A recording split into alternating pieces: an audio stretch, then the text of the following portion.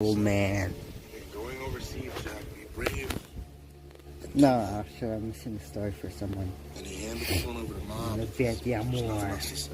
Vietnam I War. was going to war. How's that? I said, that's crazy. You'd have a choice? That's pretty fucked up. Yeah, I agree. So off I went to Paris Island for boot camp. On the first night, I could hear some of the guys crying to themselves in the dark. Some looked like they were even shaved. Next morning, someone got smart with a drill instructor. He turned around and knocked the poor bastard 6 feet back into a wall. The Vietnam War. The Vietnam War. I remember there was a kid named Jansen, Anderson, something like that. And he was slow as molasses, stubborn as a mule. He was always bringing heat on the rest of us. And believe me, he didn't want any heat. Things were hard enough already, so we all jumped on him one night. We held him Vietnam down War. with a sheet. We told him to stop Vietnam. fucking up. We beat the shit out of him. Beat his stupid ass like a pinata. Didn't make him any faster, smarter. It was satisfying. You do not share try. That's what it was like up there. Like the paradise. He said, he was surprised how fast it started to seem normal. He got real quick. After I completed the infantry, I was sent back home for a month. They treated me like a ghost. I was already gone. Wait a second. Forgot about that. I arrived in Garena, just in time for the offensive. The first week in the country, boom, shit hit the fan. Jack came himself up his feet, fished his countries in his pocket, said, No, it's much. watch the shit on the ride back home, Jack abruptly turned to me and said, I used to be a man. Shit, I had a son. He was bad. These are the past 10 years. He said, sorry for your loss. That's what happened. This world is full of unsolved mysteries. Smile. Dan ran away when he was 17. We found him dead a year later. He was overdosed. Phone call. Felt my heart sink. So that's really awful.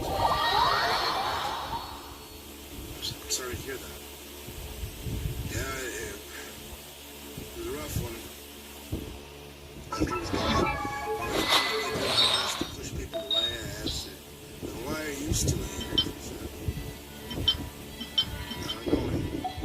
His long push packed the bags and left the note on the fridge. He pulled his agent Buick into his driveway and said, well, there you go. Say, why don't you come by again tomorrow night? I'll throw your bags.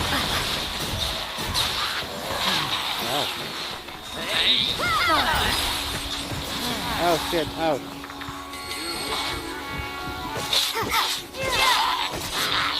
It's like slowing down the gun to a car. Don't shake your head. Just a bit. Tried to deny it. The words dried up in my throat. Right. The Vietnam War. Bastard, aren't you? Yes, okay. I'll be over on dust. Yeah, that's fine. See you then, neighbor. For the rest of the night, I think about this. The sour grin. And him saying, ain't nothing but my husband. I started to have a vague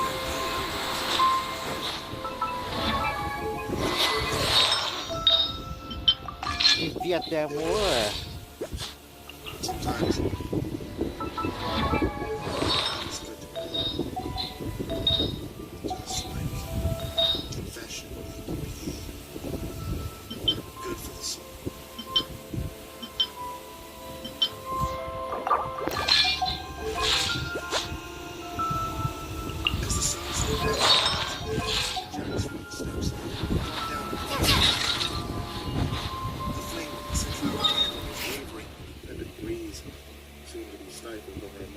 In the Vietnam War. Just had my beer on the table and said, "Evening, Jack. How's it going?" Tapped his glass. No, I wanna listen to Uncle Henry. First drink I've had all day. Stayed up for the night. I popped up a beer. Took a long swallow. He said, "Once you told me, I don't blame you for having a few drinks again." "Well, I have more than a few," Jack snorted. He took a small sip from his glass and chased it with a large swallow. He gasped. "It's better.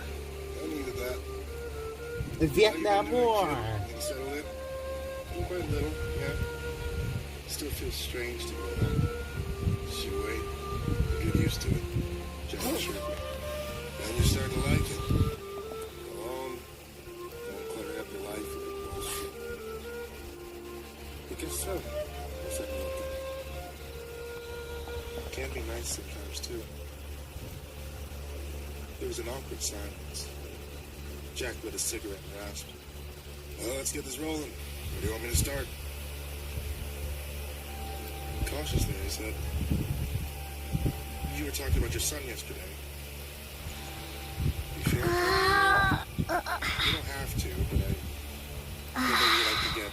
Then Jack interrupted. His name was Ben.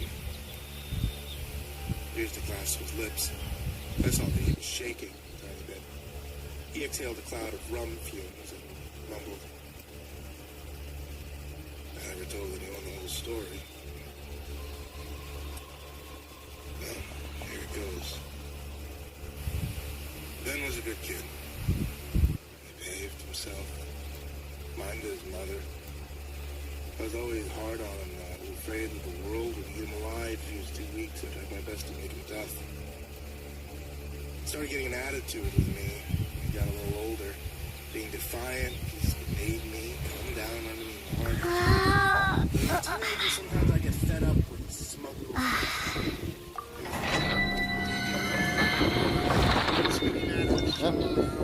Yeah. Wait, give me sense. I wanted it. He wouldn't do it. He just eyed his face and waited for it to be over. I looked at him with dismay and said, The Vietnam War. "That's abuse. Did you understand that? It wasn't considered abuse back then." Jack countered. Parents always smacked their kids, kept them in line, so easy balance. Oh shit, no, I fucked up.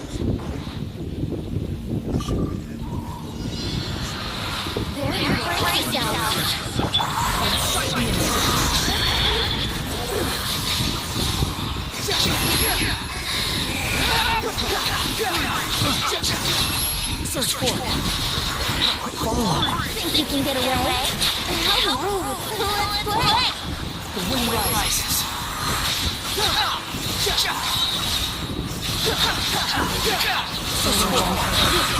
Gaze upon me.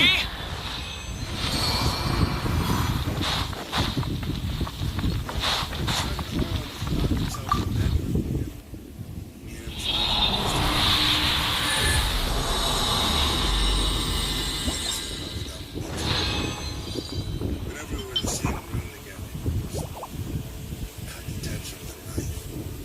Oh. Something was ready to go. Then it did. I waited for him to elaborate. Jack felt silent. What was the final straw? Behold.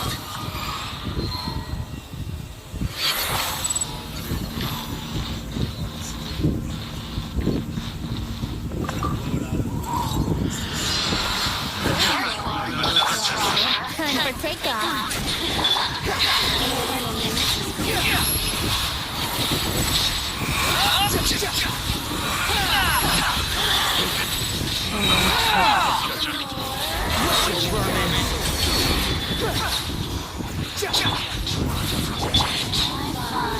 Wind rises.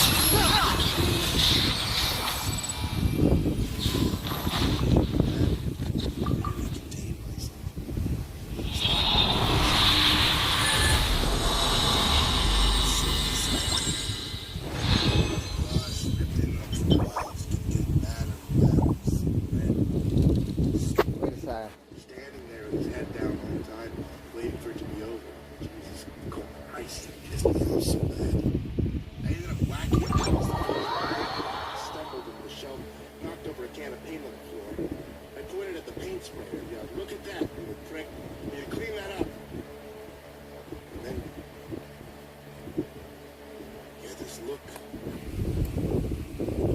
see that. Wait a second, give me a second. Here it comes. Like that.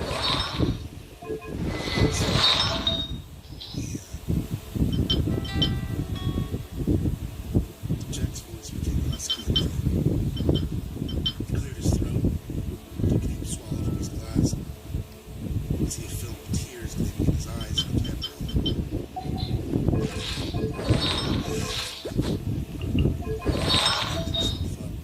Straight and tall. Looks me in the eyes. His dad, I'm gay. What the fuck? I just froze up like a statue. But this is a surprise. I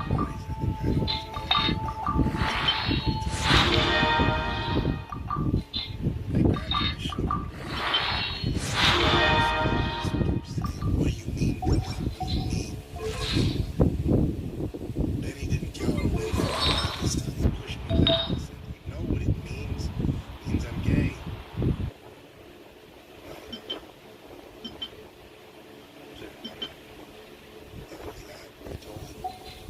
Put your fucking hands up. Man on his stomach. The fool was gonna haul back to his feet, gave him a wrist shake. Put your fucking hands up. Fight me. Come on. He's still trying to catch his breath. He just shook his head, crouched against the wall. I was so fucking mad. I could have killed him. I told him, there ain't gonna be any of that shit under my roof. Do you understand? What's your mother gonna say? What do you think this is gonna do to your mother? It's not gonna do anything. It's not her life. It's mine. So that's that. I didn't want to hit you. So you need to pack your shit and get the fuck out of my house. He said, I'll leave tonight and never see you again.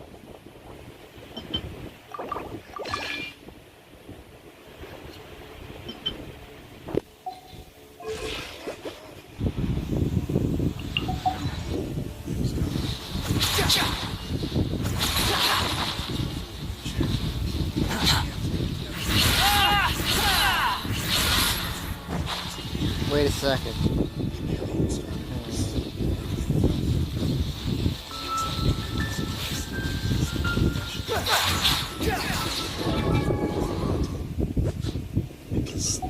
Wait. Let me think something.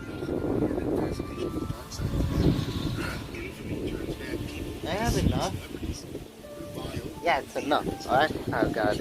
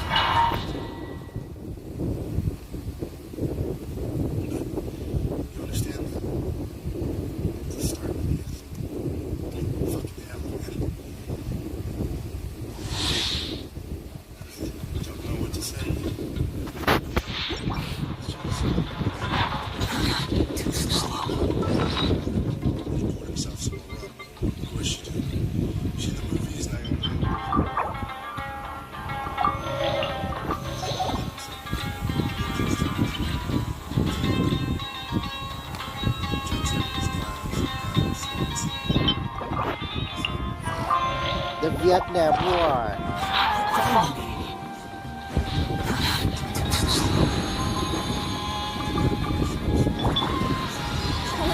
Think you can get away?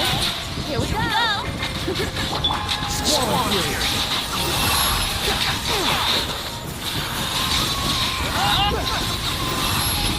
Search forth. Brace yourself! Vietnam War. Time for takeoff!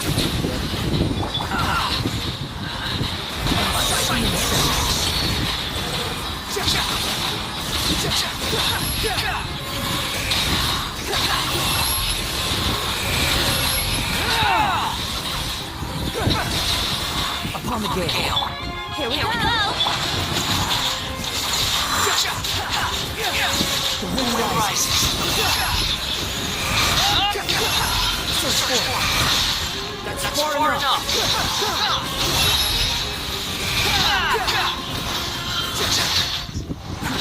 Too slow. The VC weren't around. Watch out. One of my best friends almost died. Stuck punches. Yes, what's a punch?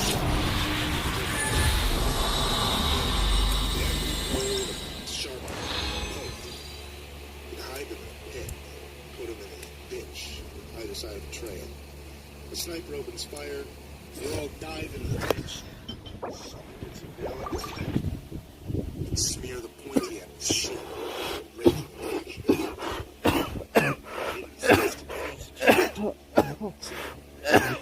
Sorry, fuck you. Jack would Quit following me. Too slow. Too slow. Think you can get away? Squall Fury. You're dead.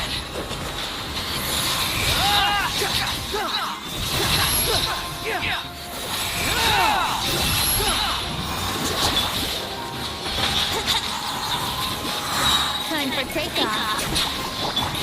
The wind rises.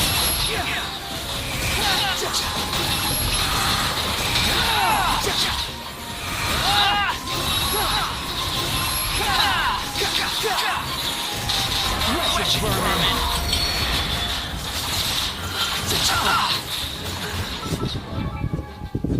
The hell? Oh shit, that's right.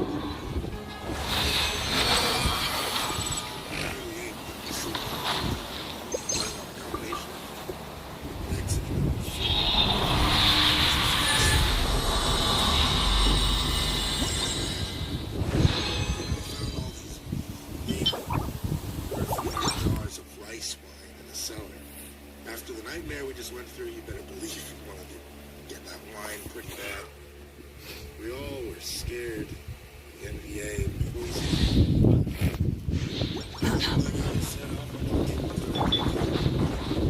of the circle, waited to see if he was gonna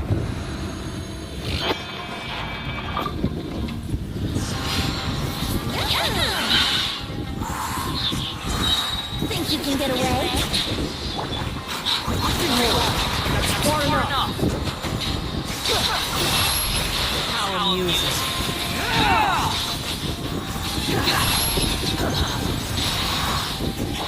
Here we go!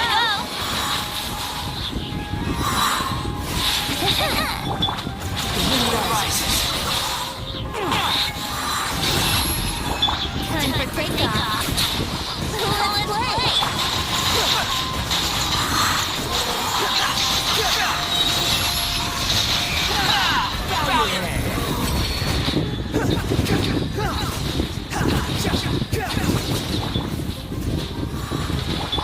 Squall Fury.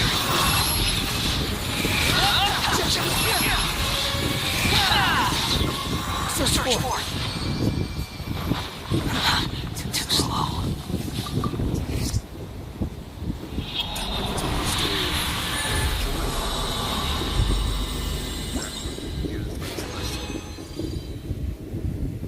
He said, really picking its own wounds tonight, ain't you?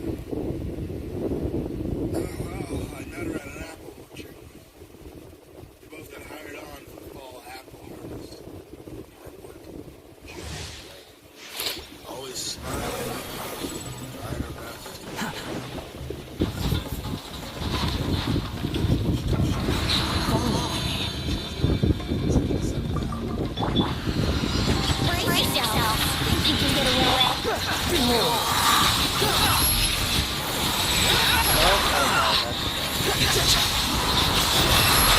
How amusing. You dare get upon me? You're dead. Here we go. Time for takeoff. Wind rises.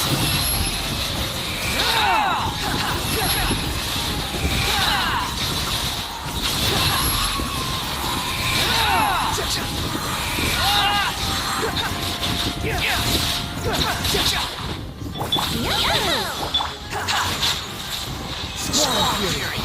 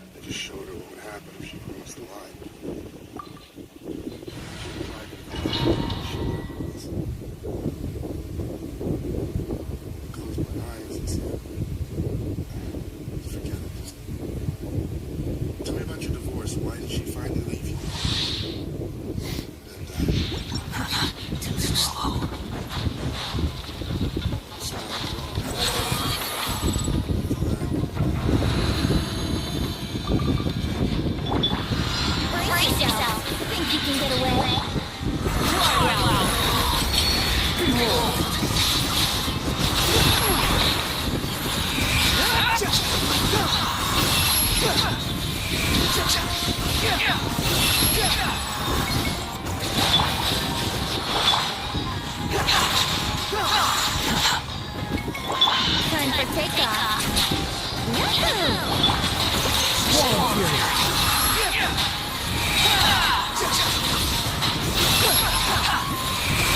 Know your place. Brace yourself.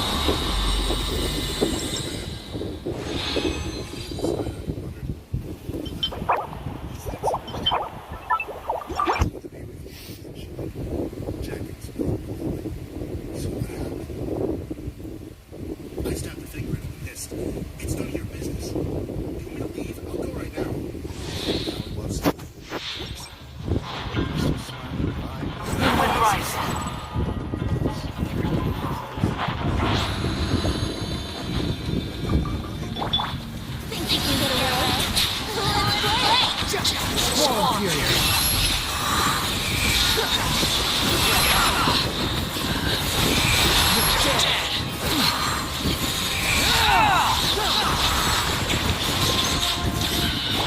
You're dead. Wretched vermin. Behold. Time for takeoff. Let's play. Squall Fury.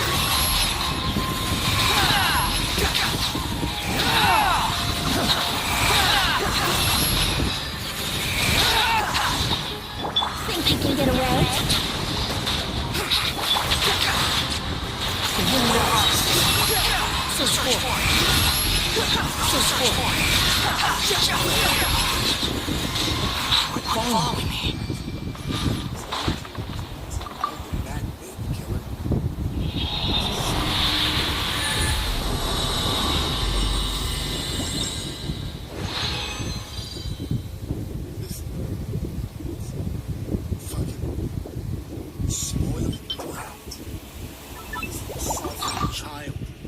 never had to lift a finger in her entire life. She comes clomping up in her sandals, her bell-bottom jeans. She spits on me. Freaking baby killer? As if that's all I did all day. Walking around, shooting babies.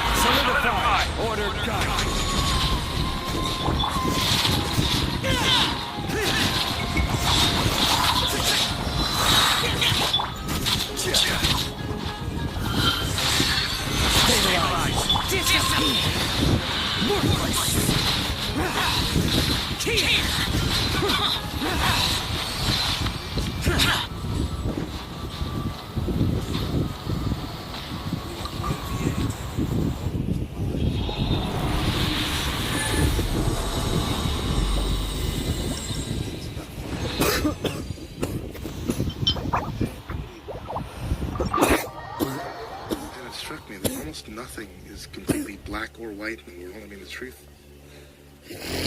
truth is that reality is really fucking complicated. Baby killer? Anyone who thinks otherwise is lying to themselves. I adapted after a while. Jack continued. I grew my hair out to fit in, to lead the life they wanted me to lead. The house, the kid, the green lawns, church suppers. All that bullshit. I tried, but it didn't work. The war was many years, thousands of miles behind me. I can still hear the echoes. They never fade away. What is this? I absorbed his answer and ruminated on my next question as I drank my beer. Oh. I drained the can and popped open another one. How many people did you kill? Faintly, Jack said. I don't really know. In the heat of battle, it can be hard to say who killed who. Probably 15, 20, maybe more. None of them were babies. Were they all soldiers, though? Without hesitation, Jack said, no, I don't think so. But I can't say they weren't the enemy either. It's how it is. There's always some collateral damage in war. People get caught in crossfire. I gritted my teeth at the casual and boozy brashness of the statement. I leaned closer and snapped. How about your own family? Were they collateral damage too? Did they get caught in the crossfire? Jack froze in his chair. He gave me a dark stare from across the table and poured himself some more booze. He croaked. And you're probably not wrong, but you are crossing a line. Make sure you stay away from that line. I held his gaze and asked, why? You don't seem to care much about crossing lines. Why do you think you're entitled to make other people miserable? He sneered. So, you're Mr. Perfect over here, are you? Your woman didn't seem to think so, did she? I gave him an antagonistic smile, followed by an insultingly enthusiastic thumbs up. I said, good one, Jack. Got you angry, didn't I? I can tell it's been a while since anyone pushed back against your rancid bullshit. Let me tell you something else. It's not because people are afraid of you. Because you don't know anyone who cares. Jack opened his mouth to spit out a rebuttal, but I raised my voice and cut him off. Quiet. Listen, asshole. Let me explain what I mean. When you're being shitty to a stranger behind a cash register, they honestly don't give a fuck. You know why? Because you'll be gone in a minute or two, and they won't have to deal with you anymore. That's what I'm talking about, Jack. No one cares enough to engage with you. Get it? But it's different when you're being a prick to someone close to you, isn't it? Like, they push back. That's why you drove everyone away, because you can't handle the consequences of your own actions. Jack, smile. Who the fuck do you think you are? You don't know me. You don't know about my life. You sure as hell don't know about the war. You don't know anything at all, so don't you use your tone with me. Not me, motherfucker. Don't you dare. Why not? I demanded. Because you were in a war 50 years ago? How long is that going to be a crutch, old man? Are you going to snivel about it forever? Fucking let it go, for Christ's sake. Jack. Shoved his chair back and shoved his feet, spilling liquid beer, rum, and citronella across the table in the process. He began to shut your mouth. That's not how you head. I do the talking. You shut the fuck up and listen. Talk to me again. And I swear to God, I'll knock your dick in the dirt. I stood up too. I begged him with a cold finger and said, I'm not dead. Jake's fist like a weapon, connected with my chin. I stumbled back with stars in my eyes. He shoved the table out of his way and came for me, splashing beer and rum all over the splintering floorboards underfoot. I stepped forward with my fist clenched, and I promptly caught a sharp jab in my mouth. I charged into Jack's next punch with my hand down, and I tackled him around the waist. We slipped into the puddle of booze, and I landed on top of him. Jack let out a short cry of pain when he hit the deck. His fingers started clawing for my eyes. I shoved his hand away and clobbered him in the face. I tried to cover up his head with his arms, so I hit him with my knees, and hit him again. I popped him a third time and drew back my fist to give him a fourth. Something jagged and primal had been released from the depths of my soul. I wanted to punch his face into oblivion. I wanted to kill him. I hissed, "Are you done, fuckhead? You want some more?" Jack smiled up at me and I saw blood in his teeth. He wheezed, "Come on, coward, keep going." I looked down at his wild eyes, his bleeding face, and just like that, my rage was gone. He felt Wait, what? dirty. He whispered, "No."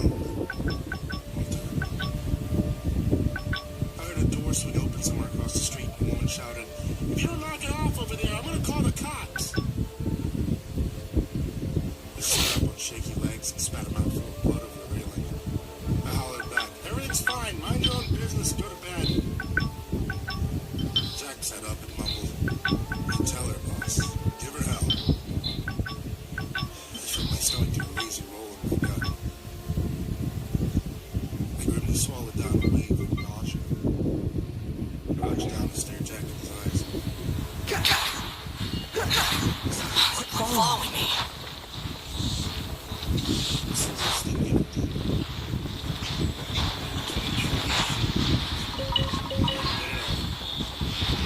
I don't think Jack could answer what I did. I don't know, he said quietly. I ask myself that question time and time again, and I just don't know. When I was a kid, I never imagined I'd ever kill someone.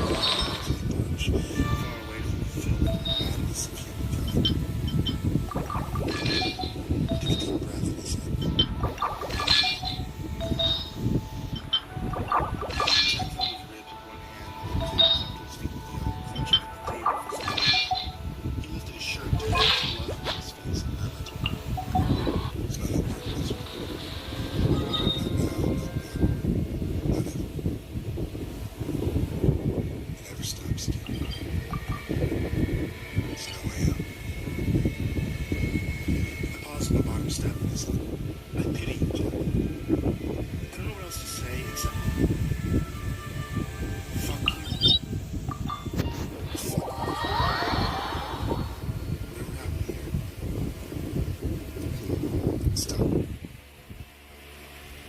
ever talk to me again.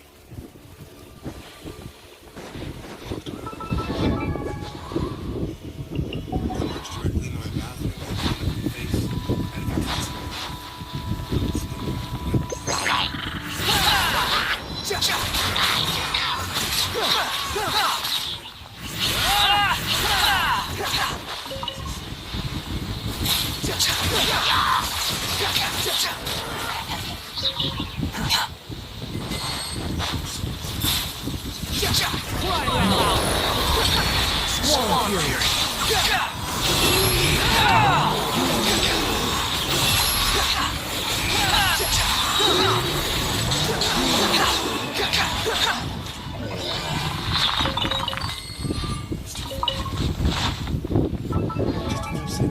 Flying up over the treetops, soaring back to the wake up before the choppers off the ground. Stop it. Follow me. I knew what he was going to do. The better one was I had to save him. For the sake of my own soul, I had to try. It was so dark outside. Jack's car was hiding in the driveway. Quick, follow me.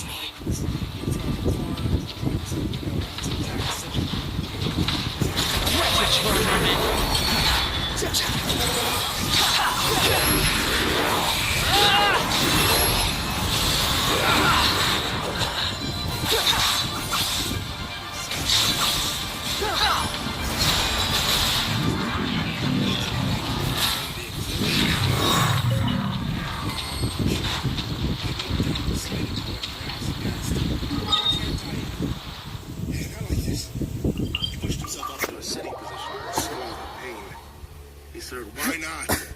Why'd you stop me?" I rubbed my temples inside. Could still do some good before you die, so I took it. You want to use my hat as an umbrella?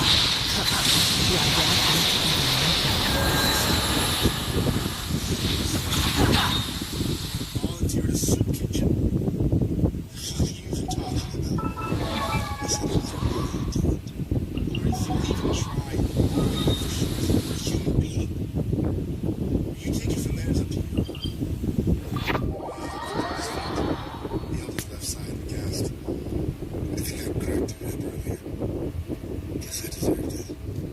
I don't know if you believe it or not, but I'm not sorry.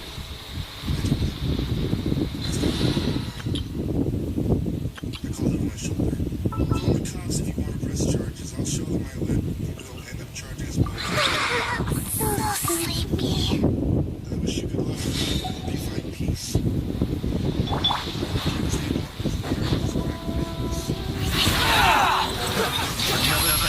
Search for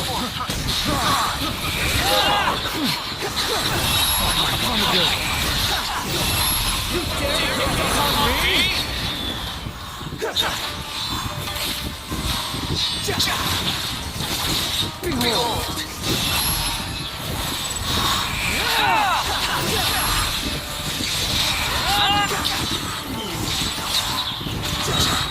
They picked the wrong test subject.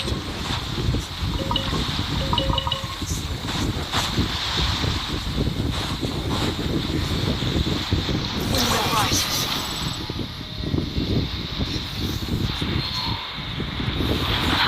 Too slow.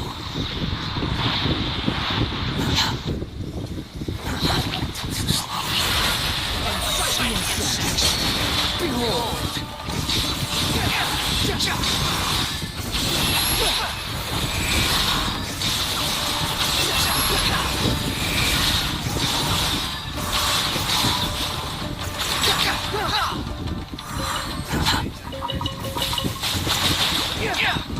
The wind rises.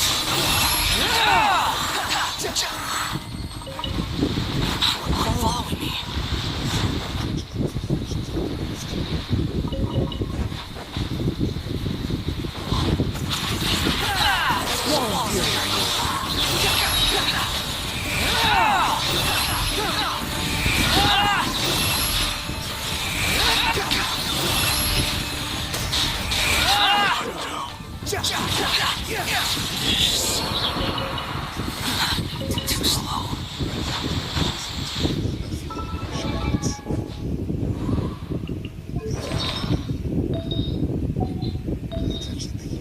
No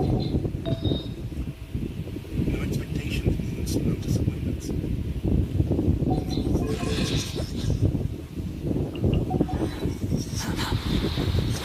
That never goes right. Go ahead and recharge.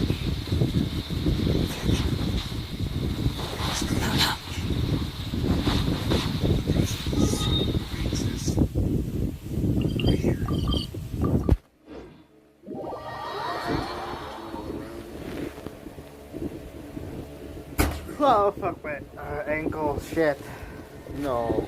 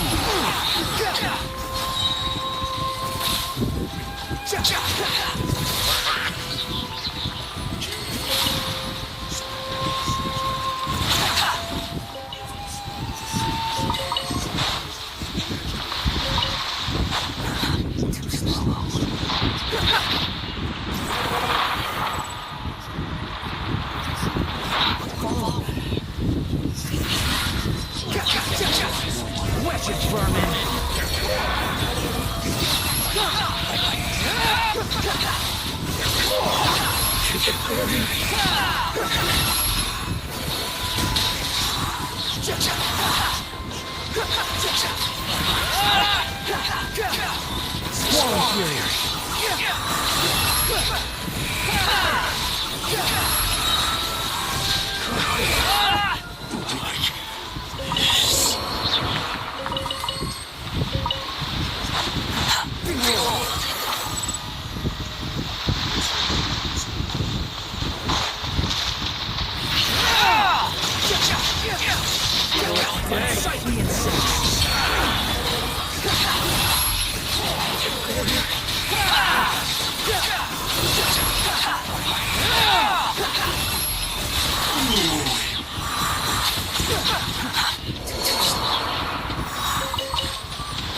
Following me.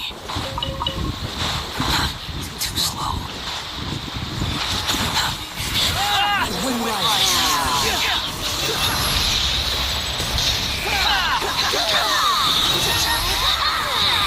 Bow your head.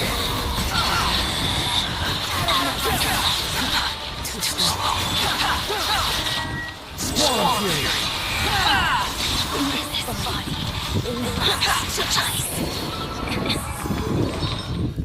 They were sold at every gas station and liquor store in the States.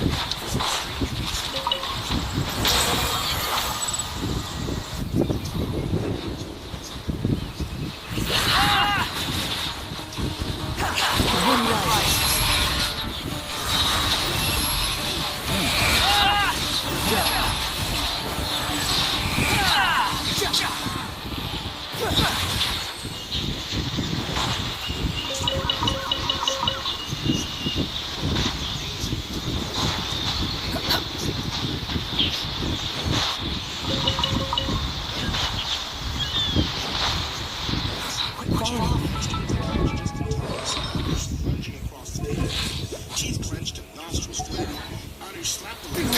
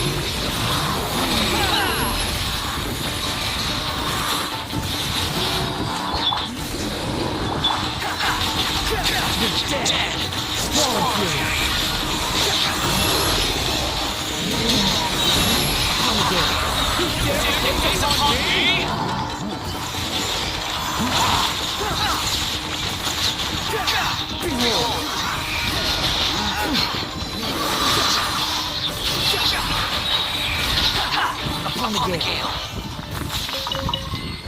Quit following me.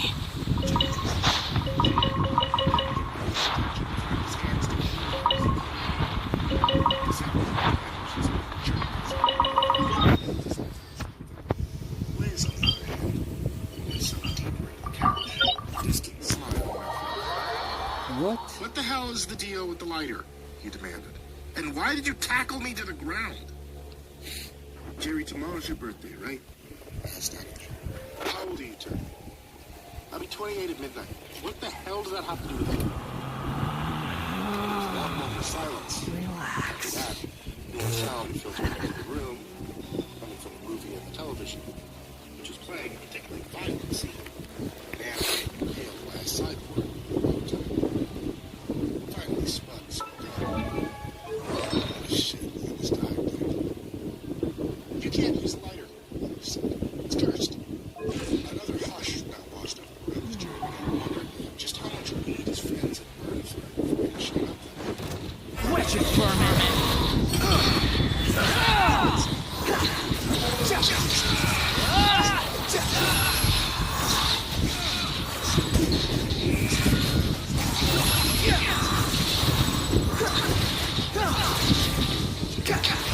What? Dream?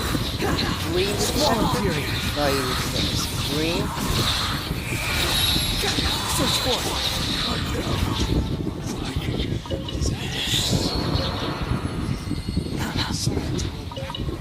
The wind rises. Too slow.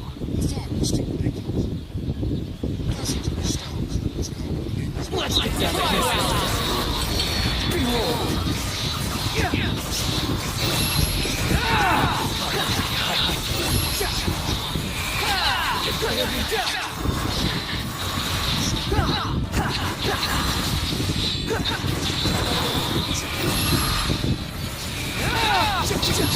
Upon the gate.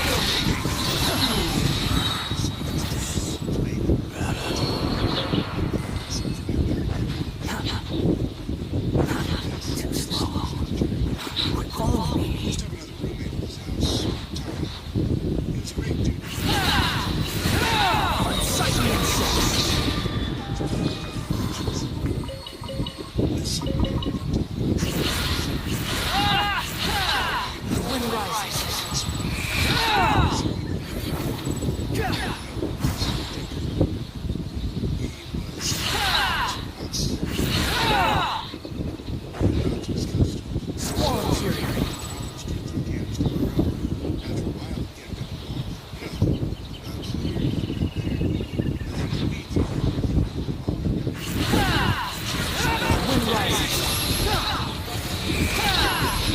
Upon the gate.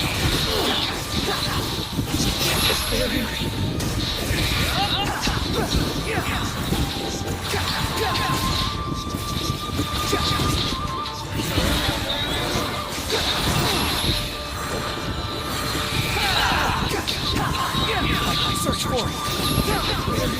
Bow your head.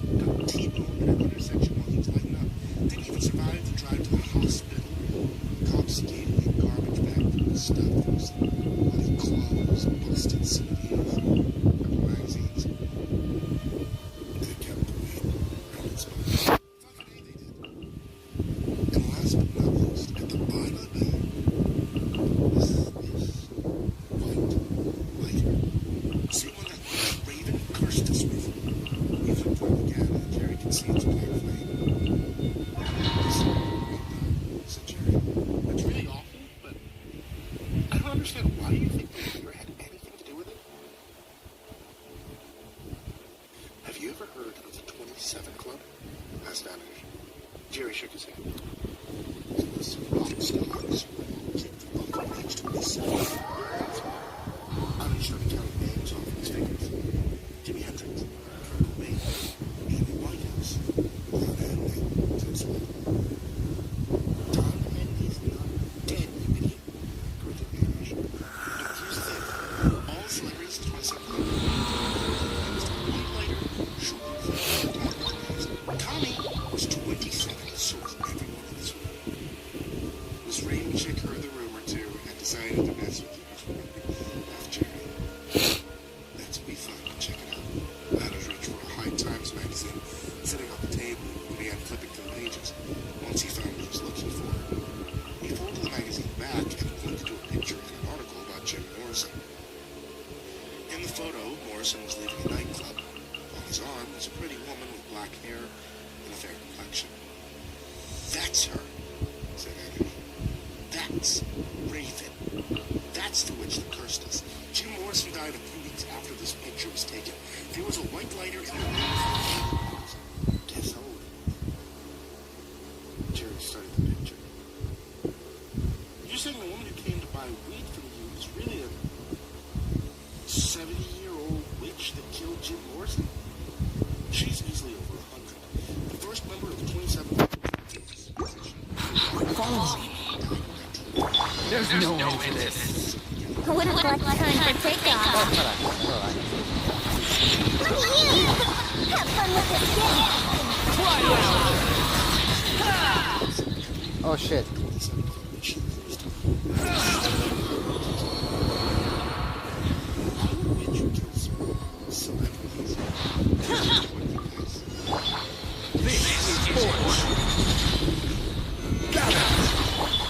No touching. This is long overdue. Teamwork versus teamwork. Lament.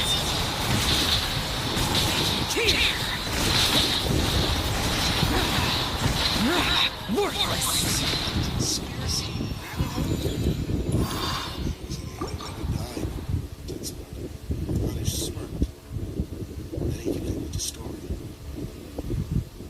About 2 weeks later, we're at the Get Rid Music Festival where we meet up with Spud's old college buddies. And before we got there, these guys are out for a trip. Too slow.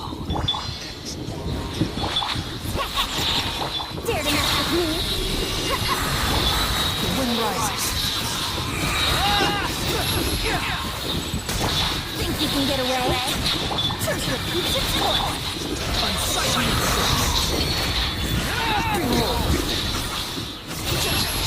So sporty.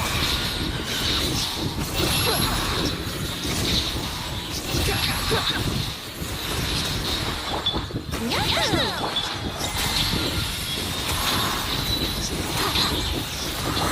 Time for takeoff. Tears of the storm. Cry loud.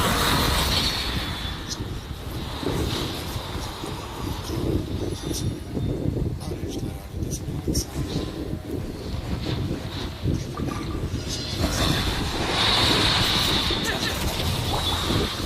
Stabilize. Access denied.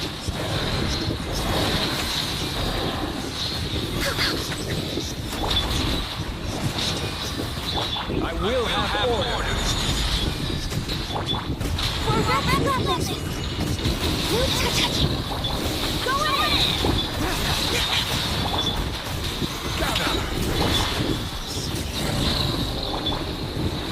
Why is he there? I don't get it. Born of icy frost. Stabilize. Let's light it up. Disappear. Worthless. Here.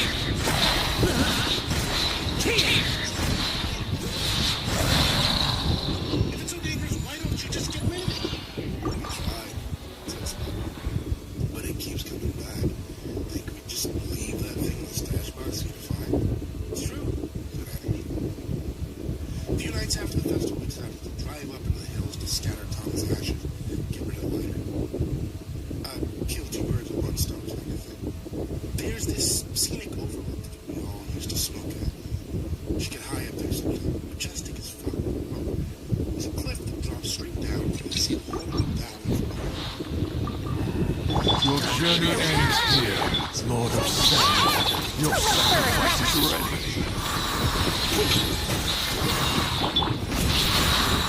Wind rises.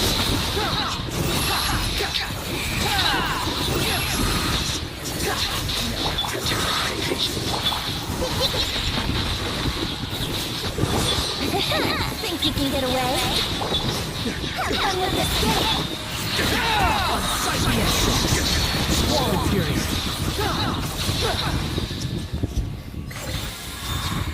If you're so afraid of using the next move, why don't you just hold down the water tank? It's up to you. You don't think we'll try that? Order guide. Gather! Just enough!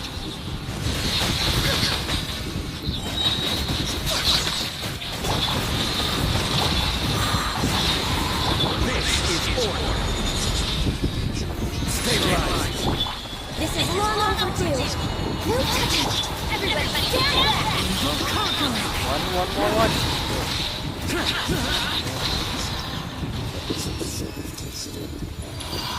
She took another rip from her dad ring, and again blew out an impossibly big cloud, then sank back into her chair and closed her eyes. Within seconds, she was snoring.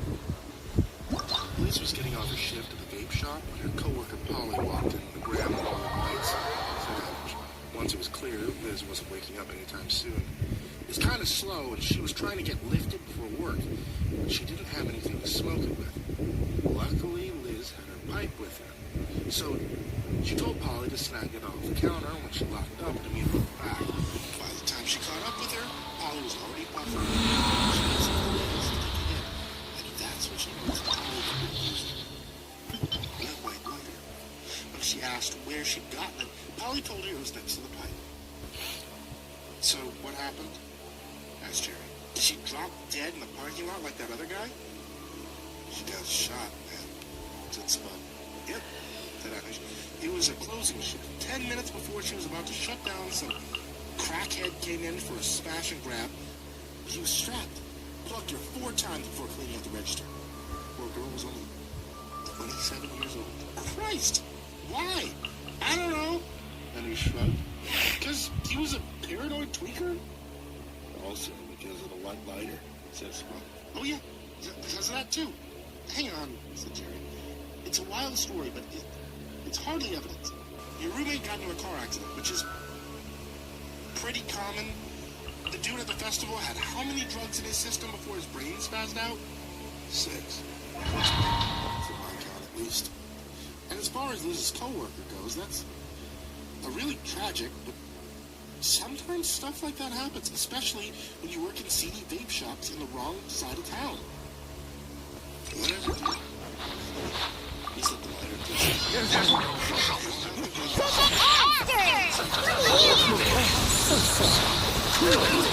Let me read you a verse. Flames, purge!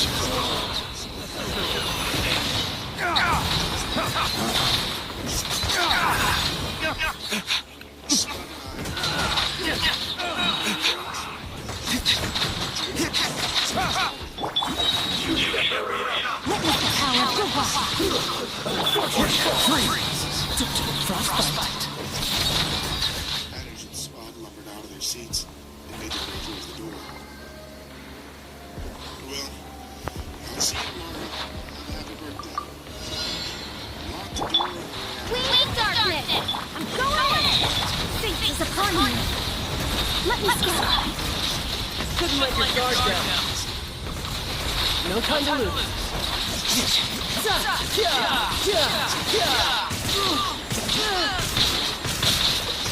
No time What to the lose. fuck, man? Keep blowing like a cookie spinner.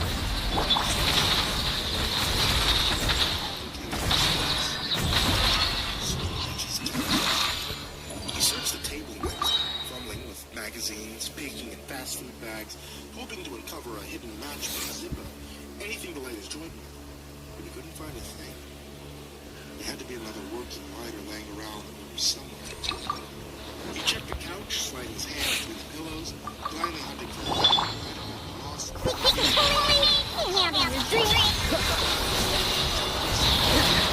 Rain outlines it. Flames! Purge!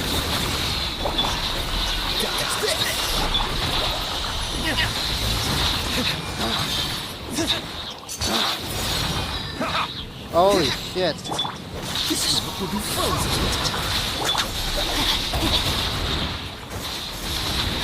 No, my soul. Oh, fuck.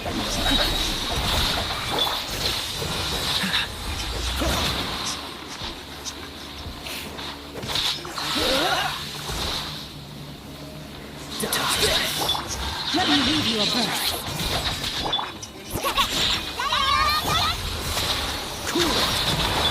Dog, break forth! Frostbite.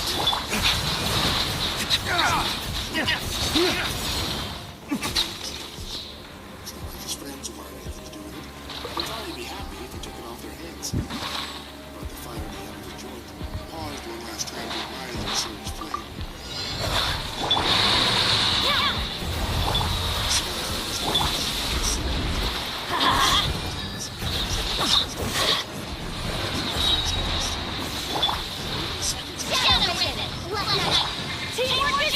Oh my god, he's so far away. Written in the I stars. hate those things. So far away. Big one. The big one's fucked. Let's light it up. Sails into destiny.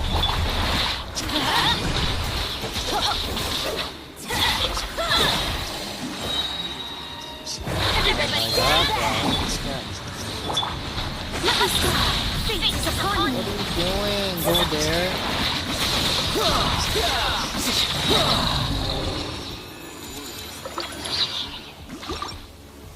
This is weird, he groaned to himself. Moments later, that smoky figure resembled a fully formed woman. She looked like a ghost. Her body and face was transparent, but Jerry Ouch. could still make out. I was hungry. Alright, shut She up. was staring at the magazine. Your journey ends here, Lord of Sand. Your sacrifices. Pound it to the ground!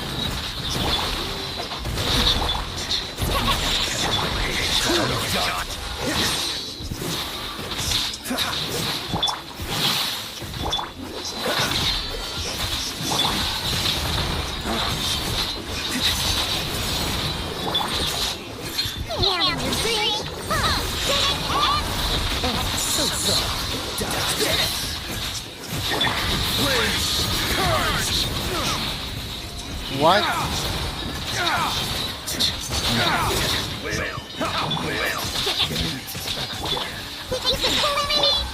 Rain cutter.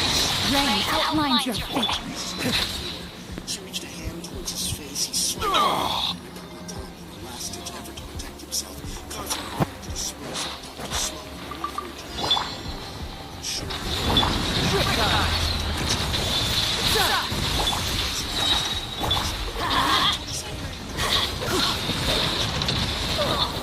Let's light it up. Shadows of fate. Wings of darkness. Teamwork is dreamwork. Deciding from destiny. Tidal wave. Couldn't let your guard down.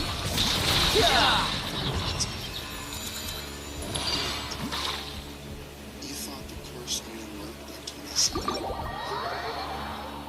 What kind of stoner logic is that? It was in that moment Jerry realized that his friend was for idiots. He tried to plead for mercy, but as soon as he opened his mouth, her smoky form rushed into it. She poured down his esophagus up through his nostrils, forcing him to gag and choke.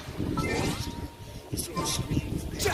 His fingernails scratching the inside of it. Once more, he found himself desperate to take in oxygen. Jerry writhed in a seat which forced her entire essence inside of him. He punched and kicked in the air, doing everything he could to rid himself of the smoky woman. But the more he struggled, the heavier his limbs Oh no, it got expired now. How long had it been since he had taken a breath? Seconds? Minutes? Each horrible, agonizing moment seemed to stretch on endlessly. Before long, his vision began to fade. His thoughts started to turn from desperation to hopeless acceptance. He threw his head back in his chair and allowed the pain to take it. His heart beat for the first time. Smoke trickled from his corpse and floated back up towards the ceiling of the living room. The house was silent again, save for the sounds of the movie still playing on the television. Liz's eyes went open. She yawned as she stretched. Quit following me. The first thing she noticed was the spider patterns were gone. The second thing she noticed was that there was something wrong with the chair. Behold! It was moving as fast as it was. Panic-stricken, she took her face. She didn't realize she had to, so she kicked him harder, causing him to slide off on the sofa.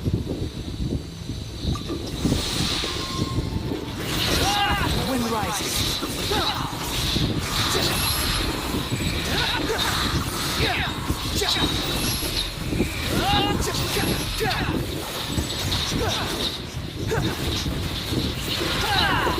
Cry loud. Swallow fury.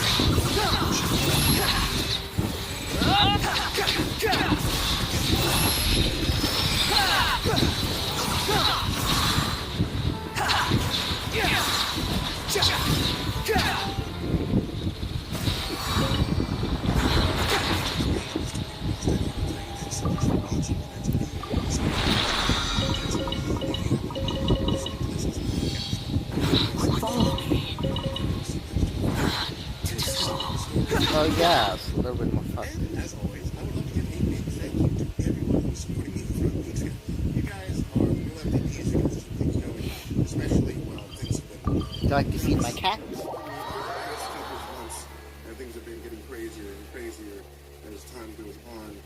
You guys are the ones making me insane, and I mean that with all sincerity. You guys help me get this thing.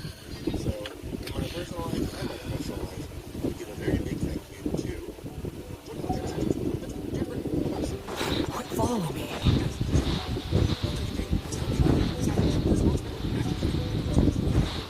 Quit following me.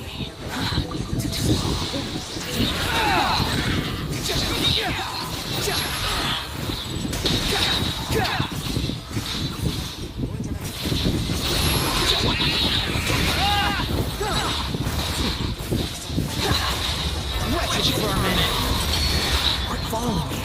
Wind rises.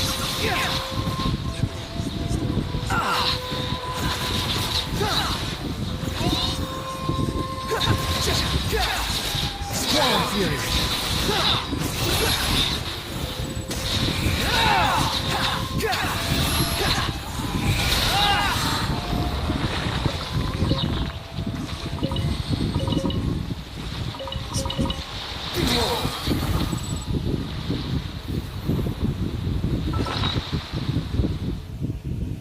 the first sign you get. And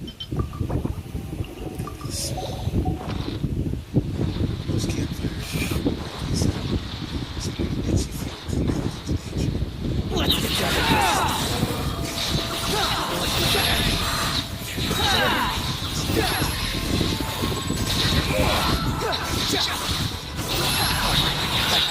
Know your place.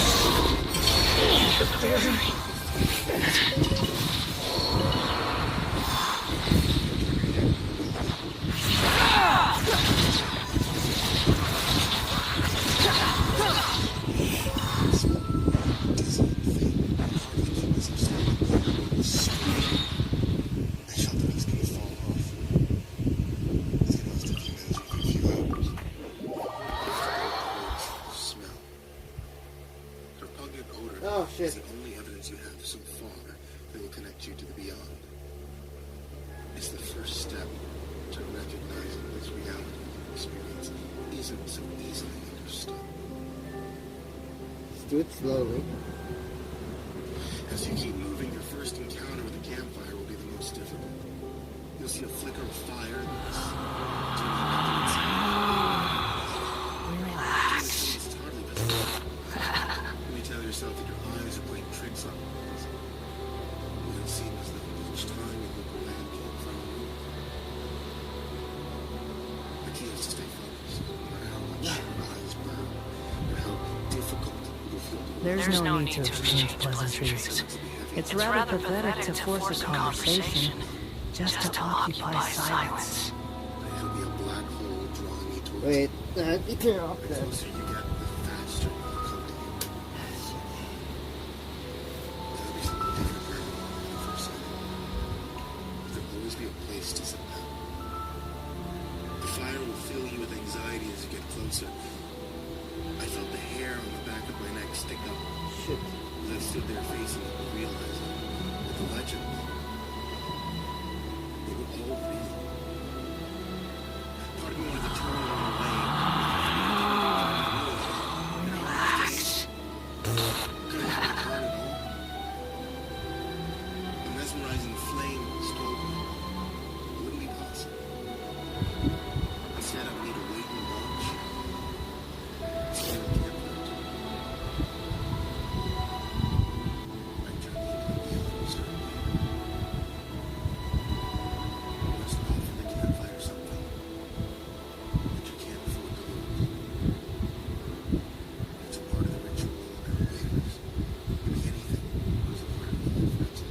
Okay. I think I do have a thing. No, I don't have a thing. Relax. Where did I put it? Oh, it's in my bag.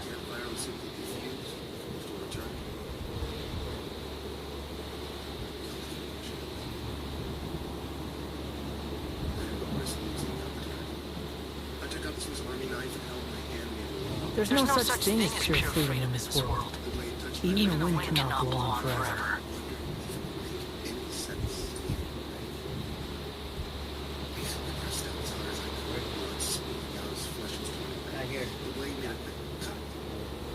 It was finally Relax. severed. At the same time, I pressed my bleeding hand into the jacket, trying to hold back a scream. This was meant on for me. And I knew the fire was mine. Because attached to the flesh was a weaponized memory. Oh, there it is. The golden ring that I vowed to keep and hold. Really beautiful stuff. Last tangible connection to this world. My first big step toward real.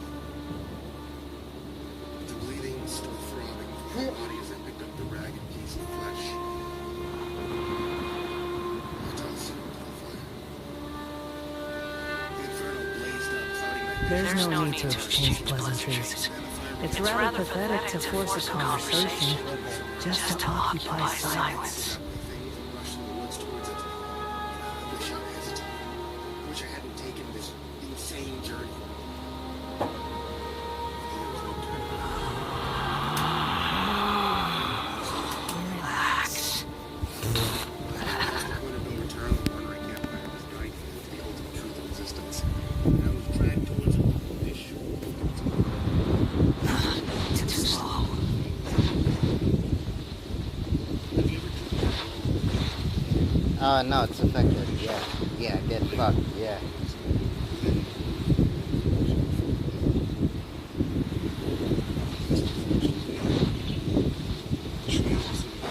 Follow me.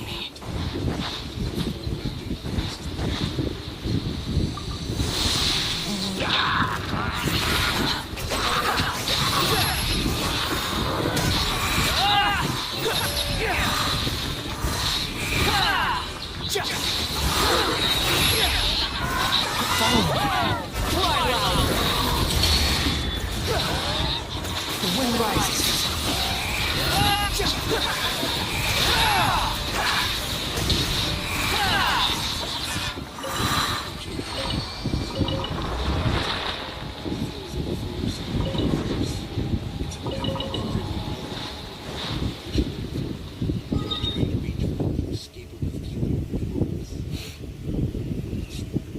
Tantalizing girlfriend. And under the forest will fall away with the trees, the sky.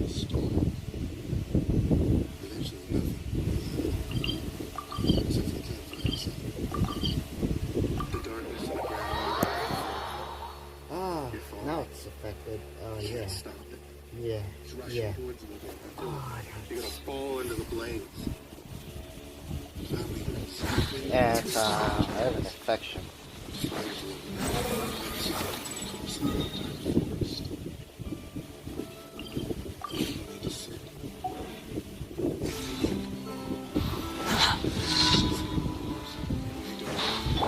No time to... You can run! You can't hide!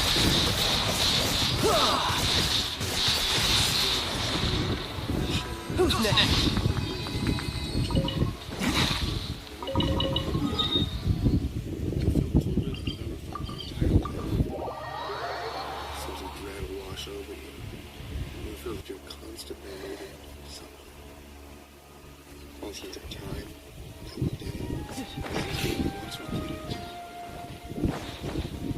No time to lose. Yeah. The darkness that stands small inside. Wait to the wicked!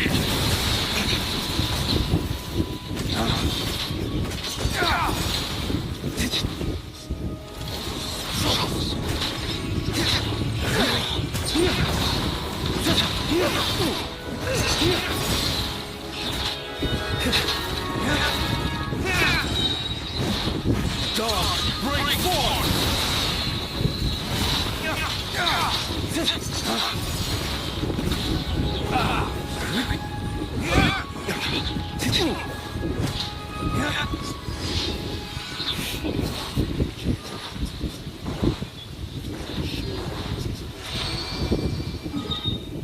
Inside the quietness, I repeated the question several times till at last I became angry and tossed embers toward my face. If you don't know, but what brought you here?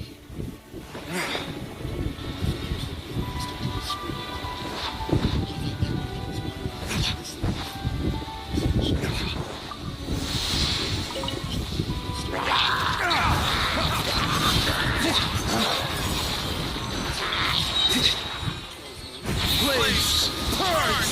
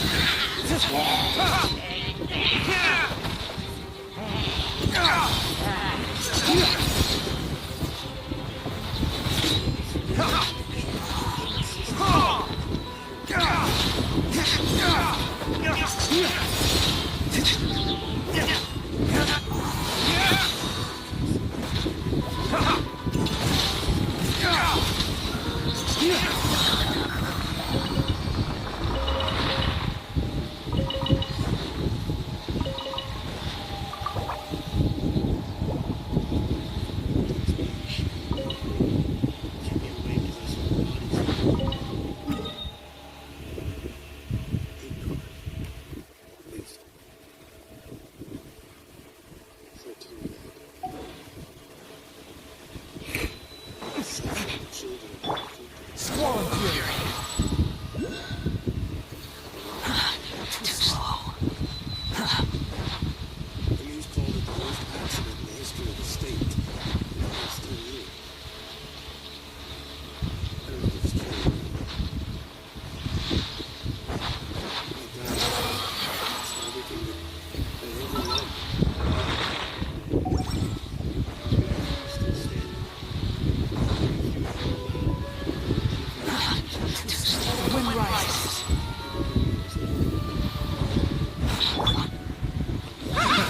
Another test subject.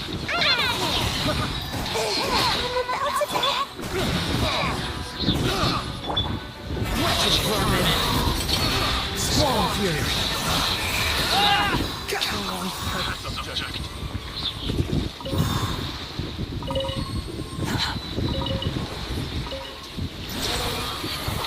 Chinese flames.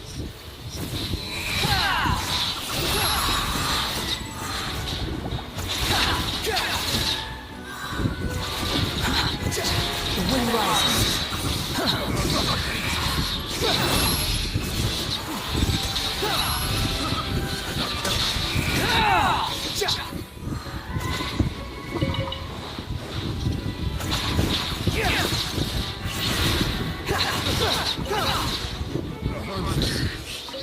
comes.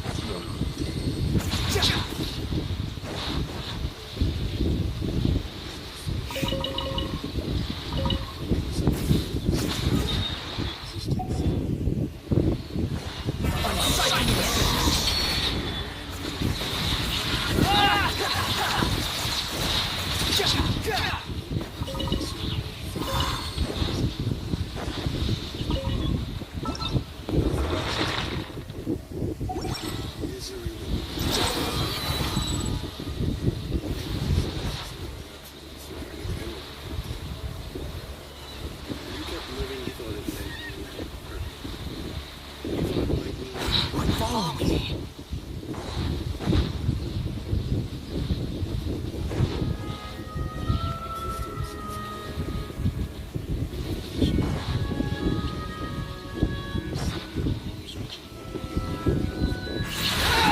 Swallow fury.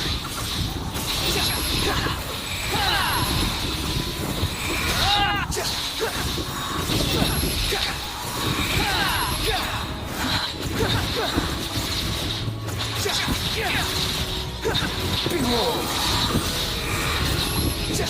Search for it. That's far enough.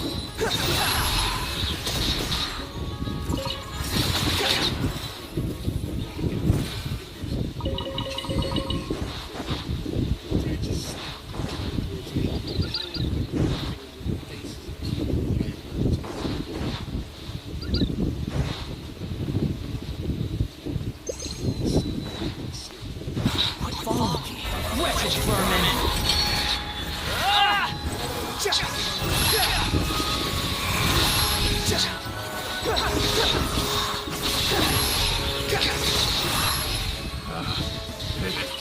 The long test subject. Too slow.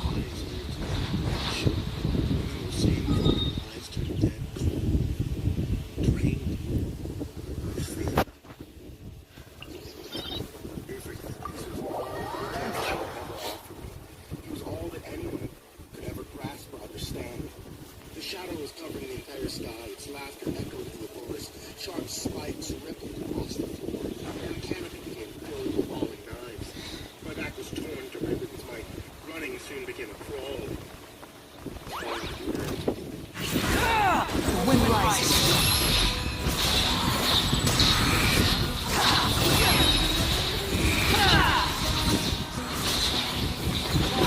Unsightly insects.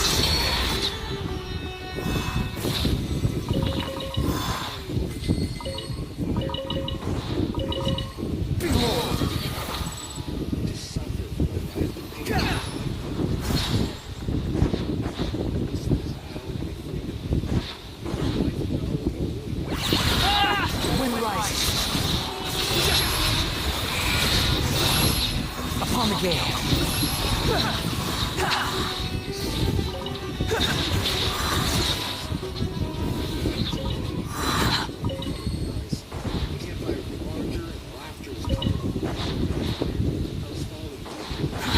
Too slow. Swallow fury.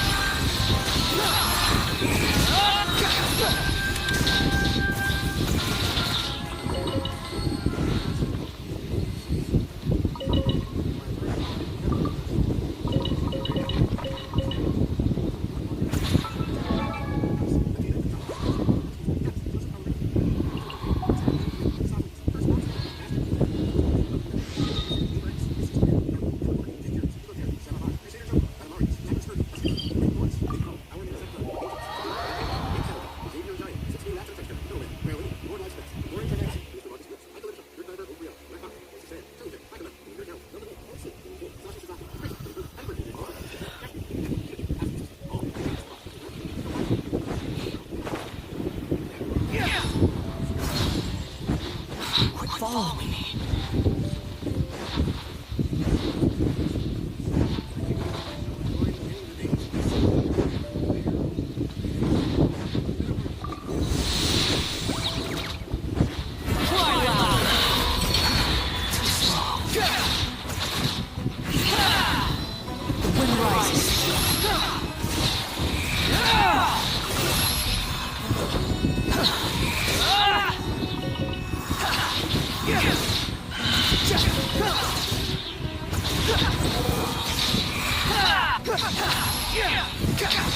You're dead. Search for it.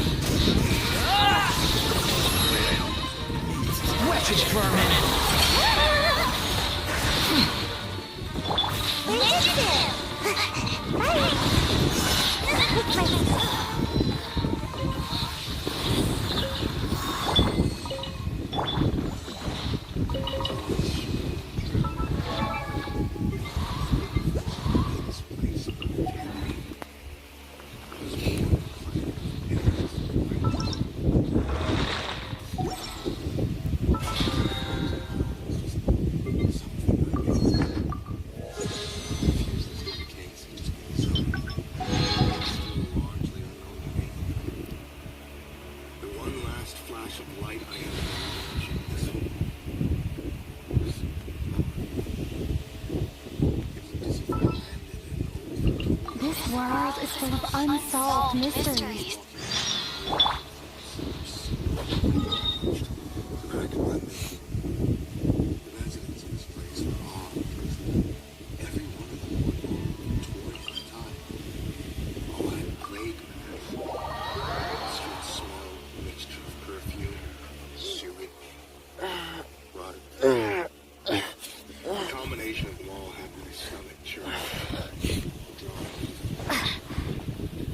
What the hell happened there?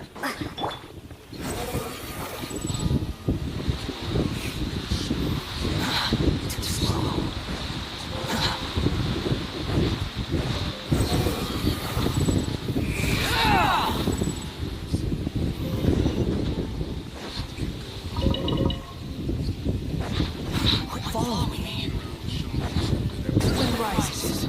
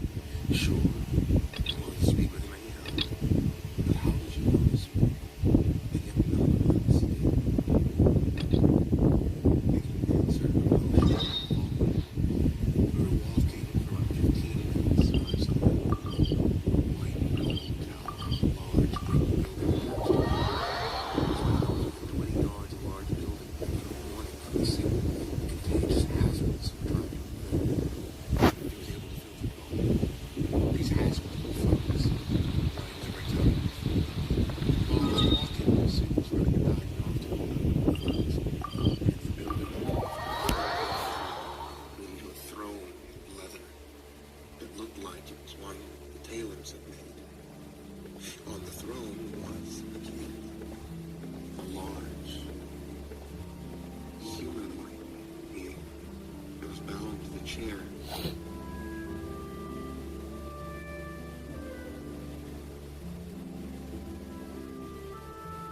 There's no such thing as pure freedom in this world. Even the wind cannot blow on forever.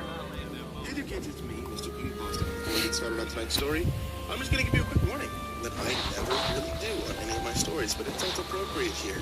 This story deals a lot with prison life. And as prison life goes, there's quite a few things I don't normally touch on, like very gross situations and sexual violence. So, listener discretion advised. And now, on to tonight's story.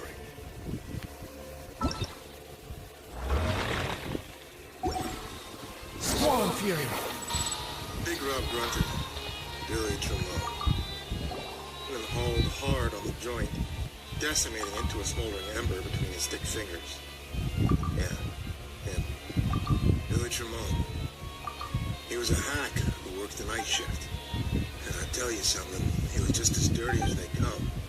Fucking guy wasn't just on the take, he was the take. You know what I'm saying? He was as much a gangster as any of the boys in here. He controlled what came into the pen and when. Who got it, how much they got. The dude squeezed out whatever competition he had from the other cops, ones who were playing the game, by any means available. He set off to get fired, paid to have him shit kicked by the bikers, name it. He was a complete fucking asshole.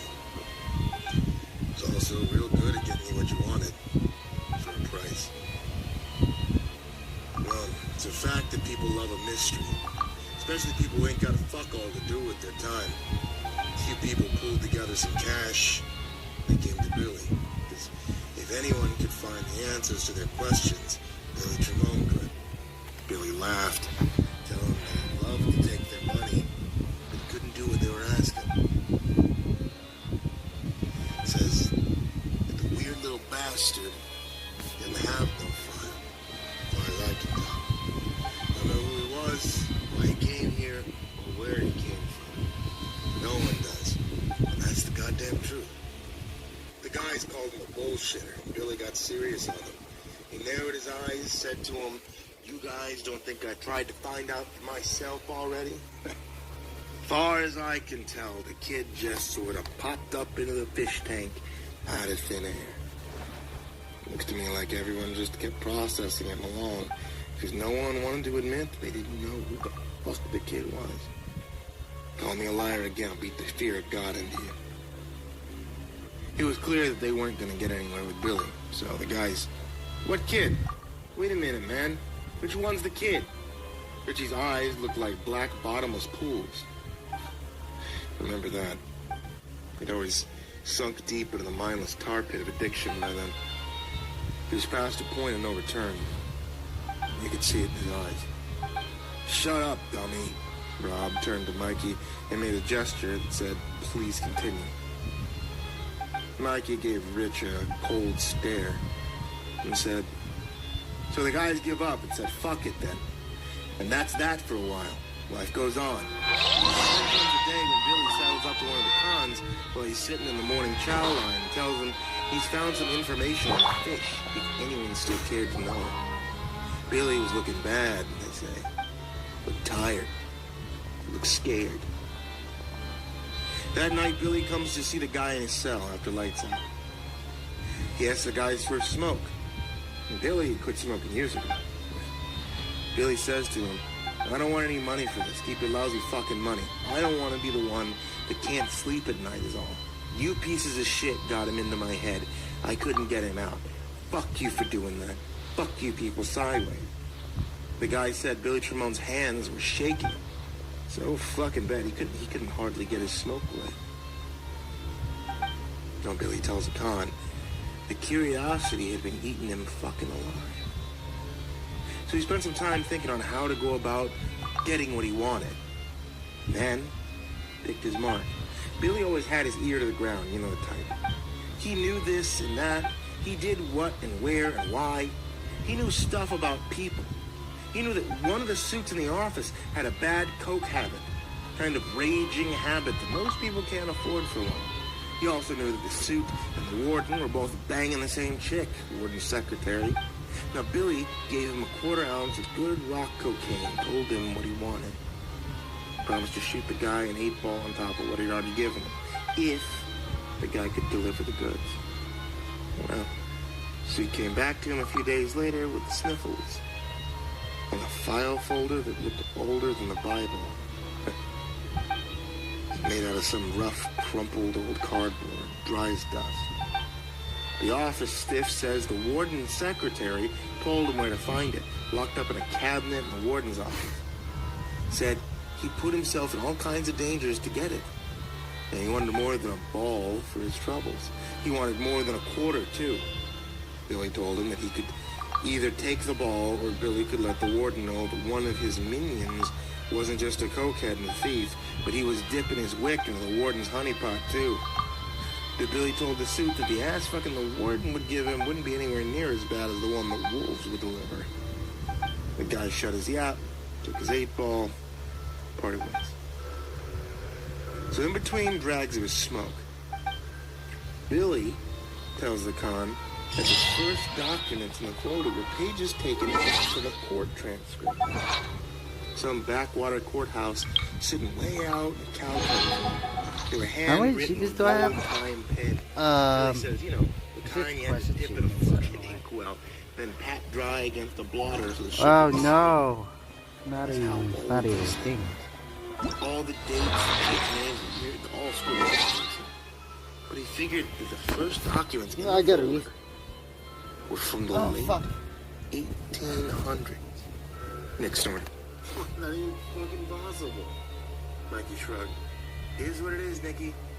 Transcript said the kid had been charged with multiple murder, practicing satanic rituals, cannibalism, arson, mayhem. He was only 16 years old when they tried him. The prosecutor wanted to hang him for this crime. But the defense lawyer that the Crown had appointed, What? some Look at greasy that. little fucker, he argued that it would be godly to let the kid live out the rest of his days in jail, seeing as how the kid was known to be an orphan and vague, raised himself in the woods. No more guidance in the woods. That was the argument. The jury ended up getting all pious. They commuted the kid's date with a rope to a life sentence. They shipped him off to the clinic, and that very night, killed his cellmate. They killed him with his nails and teeth, and they ate the books. Coltrane looked disturbed. Holy fuck. A horror movie. Sorry, you guys have gotta be shitting this. Mikey shrugged again. I wish I was. But no, I'm not. Not according to Billy Tremont anyway. Billy said That's they strange stuck part. the kid in the loony bin for the criminally insane after he ate his celly. Put him in a straitjacket. At some point, quacks realized that the usual treatment wasn't going to work for shit. So they decided to give the kid a lobotomy. He was out like a light from the ether. He was just getting ready to start. Oh my. She said, like, breaks his arm and sinks his teeth into the lead surgeon's throat like a goddamn wolf. Ripped it right out. There's no way that he should have still been conscious, let alone being able to snap those thick bands of leather. I will. But he was. No. And he did. The way I heard it, I've said, after he killed the quack, they put the kid back on the stand. This time, he got 12 votes for death. Took him to the town square, marched the kid up to the gallows. The townsmen was screaming, throwing moldy bread, cow shit at him. He was laughing at him. Hangman put the rope around his neck. Asked the kid if he had any last repentant words to share with the crowd. Kid says loud and clear, "There's nothing to repent in doing what you want. I'd fuck your mother and fry up her heart if I wanted to. And after I was done picking my teeth, I wouldn't so much as fart her a blessing. Why should I?" The cops beat on the kid with the clubs a bit. Oh my. Put the hood on the little fucker. The whole man pulls the lever. But the trap door won't open. Don't know what to do. Oh wow, kids laughing and cursing at him, praising the devil, being a general pain in the ass.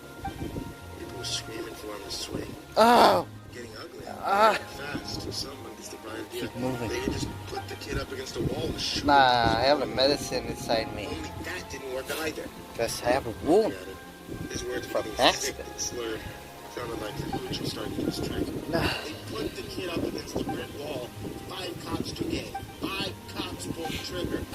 5 guns. Misfire. They try again. Same shit happened again. And now the people watching are getting spooked. A crowd of farmers and mill workers came out to watch the kid hang. They all simply had places to go. People left. The Lord's Prayer was on more than a few set of lips as they went. When everyone was gone, the cops packed the kid back in the wagon because there was nothing else they could do. Took him back to the courthouse, and after some debating behind closed doors, the judge had him sent to a different jail. He was locked up in an unused room in the basement. Then, Oh shit! Oh shit! Okay, I'm gonna use my skirmish.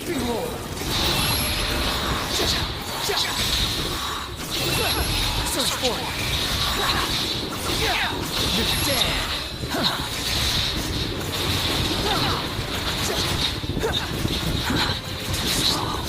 Swallow you.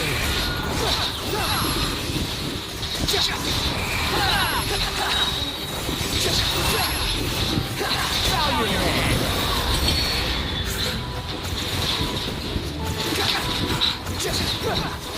Behold.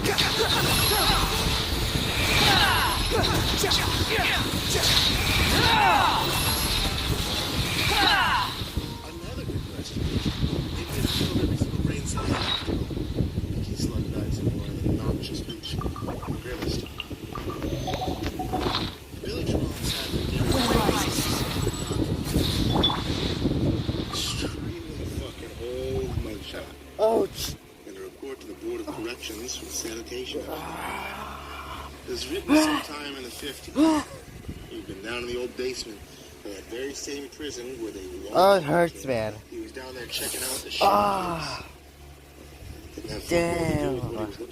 I got broken bones. He found a bricked over doorway.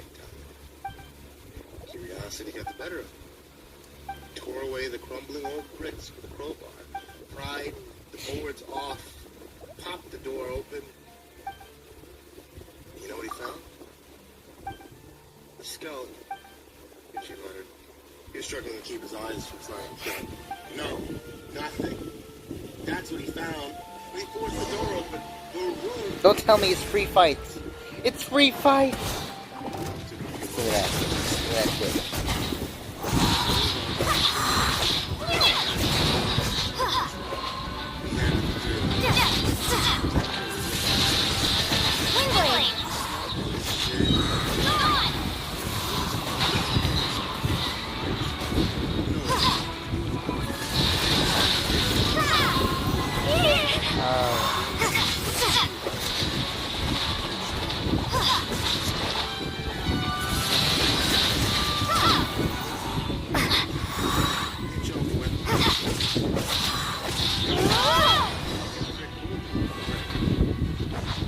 He's one of the least loved hacks in the entire history of the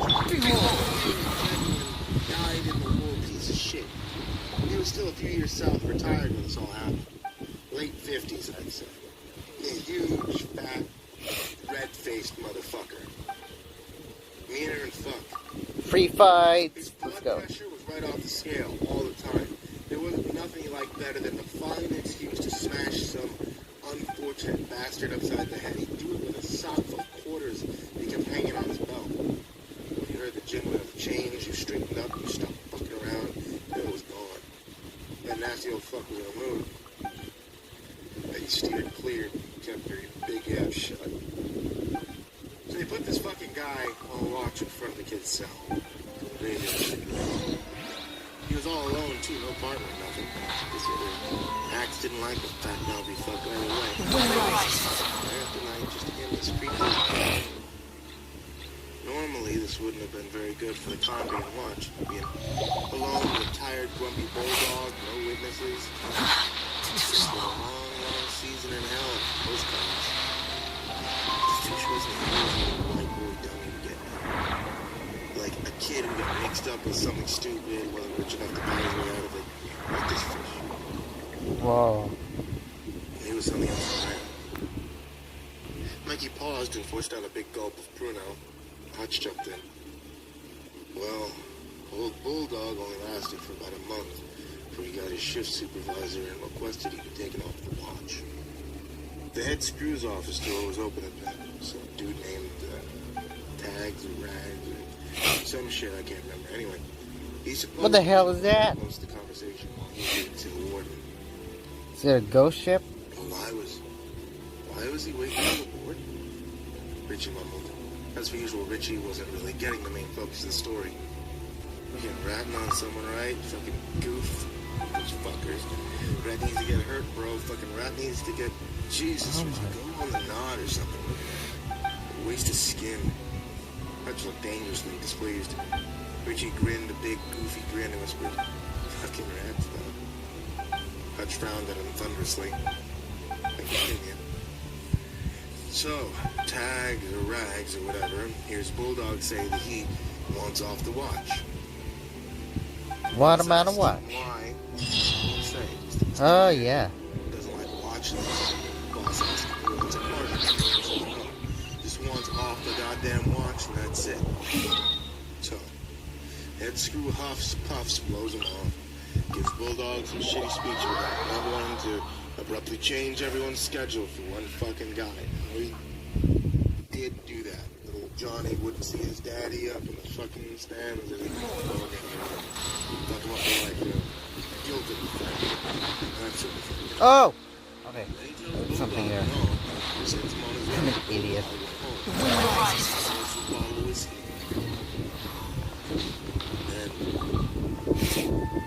Stuck his service pistol in his mouth and pulled the trigger. Nicky roached the allegedly slobbered on joint, blew out a tremendous lungful of smoke. There was no way the smell of the dank wasn't rolling through the whole goddamn pod by then. None of us were concerned about it. If everyone was behaving themselves, the COs would leave us to our devices in peace. The situation was volatile enough already. Mikey piped up and said, that's a sad fucking thing, huh? When one of us string ourselves up, or a guy gets his hands on a razor blade, what gives a fuck? Hacks laugh at you because our bowels let go. You fucking shit yourself when you die. That's your obituary, right? Life goes on, no one gives a second thought. This asshole sticks a gun in his yapper, blows his brains out the top of his head. Suddenly he's a hero. If you're a big article in the local paper about how the stress of being on a correction officer causes depression, and blah, blah, blah, blah, sensitive souls can't handle the gritty reality of working with drugged out, ass-fuck convicts. Laughable, really. Whoever wrote that article didn't know Bulldog person, that's for sure. Hutch interjected. The fucking newspaper didn't mention nothing but what actually drove the pig and blew his head off. Well, fuck no. No mention of the kid at all. The kid was the warden's nasty little secret, because they didn't know who the fuck the kid was or where he came from. And one way or another, the creepy little bastard was making people dead.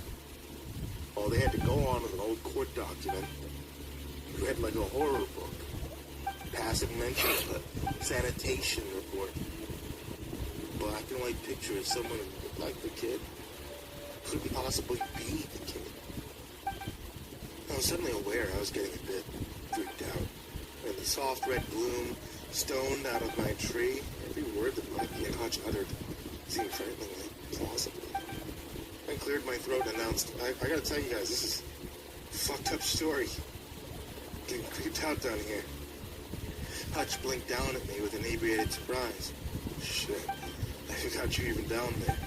My little fucker, ain't he? More bubbly in your cup, my friend. Still hadn't managed to finish my first helping of the bile stuff. I shook my head and finished Nicky's doobie instead. Mikey lapsed into silence. We were silent with him.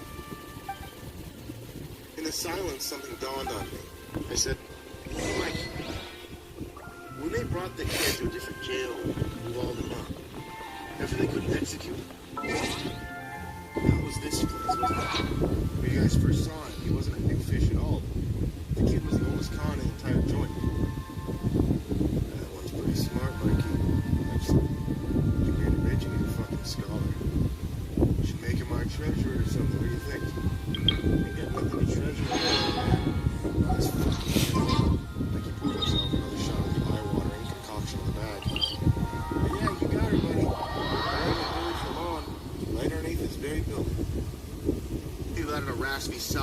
hoisted aloft his Dixie cup of food. "Really, Jermon?" he said. "I sincerely hope God took it easy. How did he die?" Follow me. Upon the gate. Light flashed the human smile. Not long after Bulldog ate some lead. Unnecessary. Is that a new place? Fucking place here. Shit. A new place! Bro. Hell yeah, let's go. There was another suicide. 5 chunks of lead against the wall. All at chest height. Right in his brain. There was a full cup of coffee spilled in the floor beside him.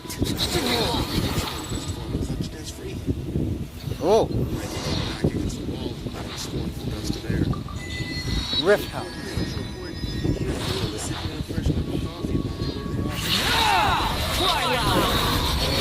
The wind rises.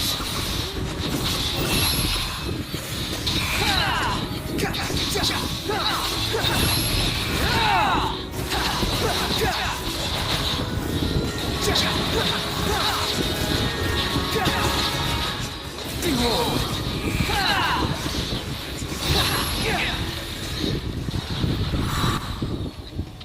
Nick looked disturbed. Unnecessary. That's what happened, isn't it? He appeared very young, very vulnerable. What? Look at this place. His face in the water. Nah, it's not something new. It's, He was coming for him. The cop tried to shoot him, then turned the gun on himself Where? before it could. Okay. Can't say for sure that the only guy who Oh my God, was it's in bad. his grave. Oh, shit. Remy turned on the clearest room from his top bunk. He said something to Hutch about the power going out before. Something that happened when it did. What are you talking about? Maybe we should get into that today. Now, might as well tell him the rest. Hutch rumbled. Gone this far, haven't we? Week after Billy bit the dust, a storm rolled in, knocked the power out. Clear across Gulf County. We all heard it into ourselves, told to shut up, fucking behave. A lot of the hacks couldn't make it into work that night. Roads being fucked up with accidents, torrential rain, all that shit. The bosses who did make it to work were carrying heavy firepower. Made it clear they weren't gonna fuck around if somebody got out of hand. Now, right around midnight, I hear a shotgun go off somewhere on the other side of that bed. Can't mistake that sound if you're familiar with that. I was wide awake on my feet and heartbeat. Sort of muffled. There was a boss sitting there by himself. And over his radio, he's out. He's out of his cell. He killed Amesley. Ripping everyone apart. Rex is over solitary now. Jack took off running. I turned over to Johnny Francini. Oh shit, how could I go down? My mouth. Boy.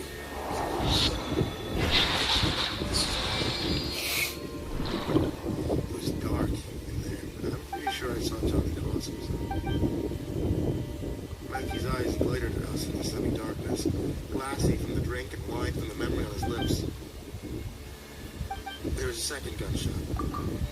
And then a whole lot more. They echoed and they boomed and they scared the shitless. When they tapered off and we heard more screaming, it sounded like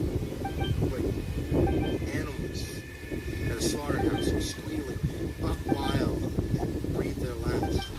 Me and my son, we fucking hid in the corner, a mattress in front of us. We didn't know what was happening.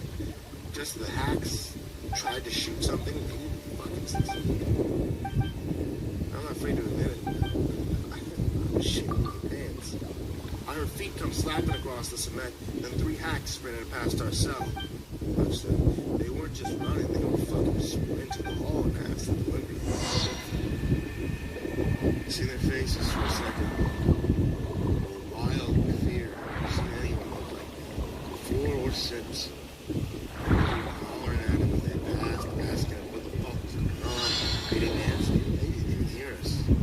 They just ran on by and home. After a few minutes, the 4th guy comes along.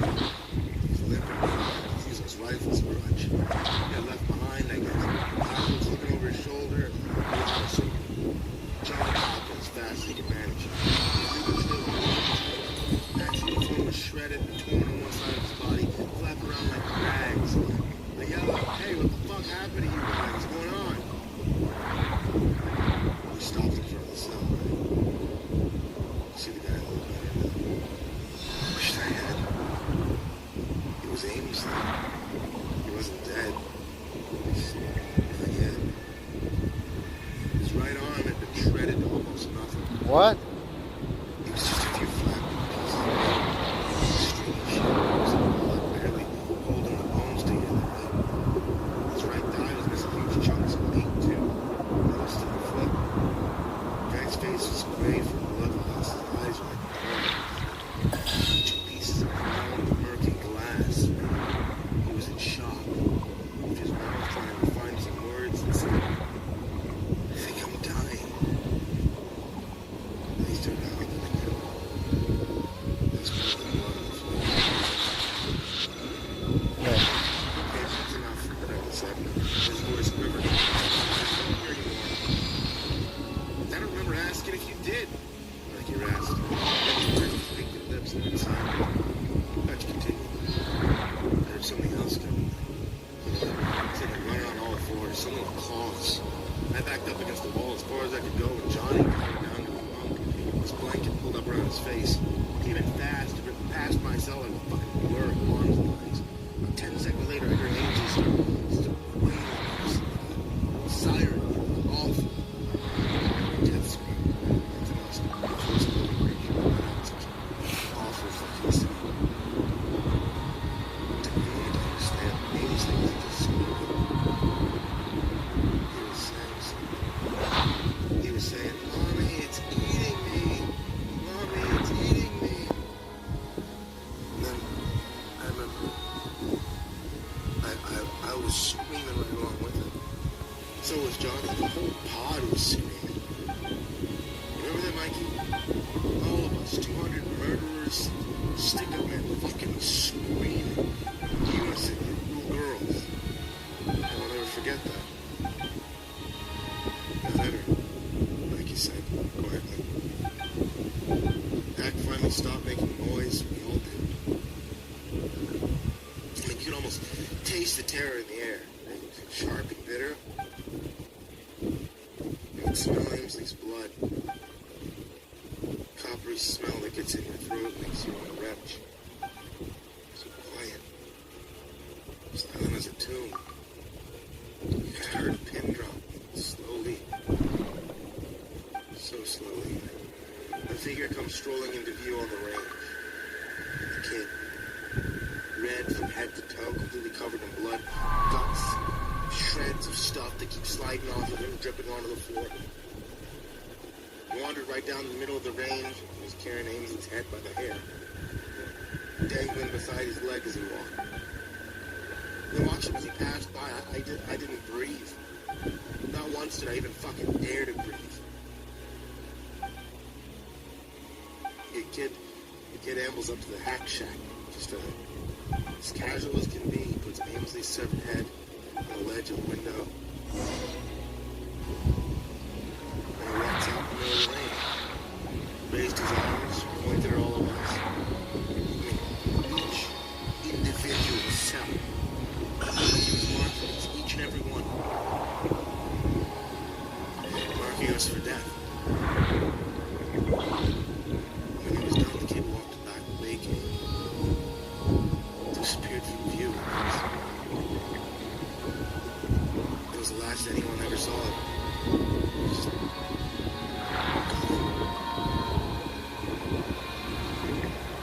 There was a minute of silence. Finally, I spoke. Why the fuck did I never hear about any of this before? How? It should have been everywhere. The news, TV, crime shows, fucking everywhere. I never heard nothing about this either. Oh, I knew it. There. Fuck. You never heard anything about that. You might have heard something about the prison riot. Like you said. According to the newspapers, the cons took advantage of the power outage, went apeshit for a few hours. Most of the guards on duty died trying to stop us, the story goes.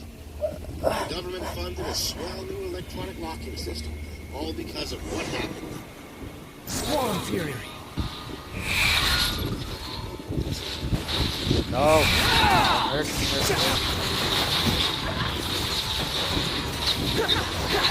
See him running for their lives. They ran right into the SWAT team. Seeing that their guns drawn. Busted for the gate. Left at Ainsley first. Ignored our blood trail. Found the rest of them. One that runs out in the middle of solitary. Lying in a raw heap of blood congealing in the pool beneath the bodies like gravy. All the cell doors had been ripped away from their hinges. The cons inside had been torn in pieces. From what I heard, it took a crime scene cleanup crew 6 days to clean out that wing. And even after that, the cons and the hacks, they were finding dried up bits of flesh and bone for months on end. We told you what happened. And you can believe it or not. I don't give a fuck. And neither does Mikey. Ask around if you want to. There's some long-timers here that might have been able to talk about it. Give them something to loosen their lips. And once again, I don't give a fuck. His whole pod had nightmares for a long, long time. Probably gonna happen till the day I die. I doubt I'm the only one. There's something within these fucking walls. Looks human, isn't it? It's something you don't want to meet, and believe me, you better hope you never do. I just stopped talking then. As the hour was late, we were all pretty fucked. The silence soon turned to sleep. I recall dreaming of a fair-haired young man who stood amongst us as we slept. Silent as a shadow. His eyes completely blank. Oh, those guys. You can't fight those guys. His expression vulpine. I remember that in the dream I was very, very afraid. I sensed that I was not going to sleep. Riptide!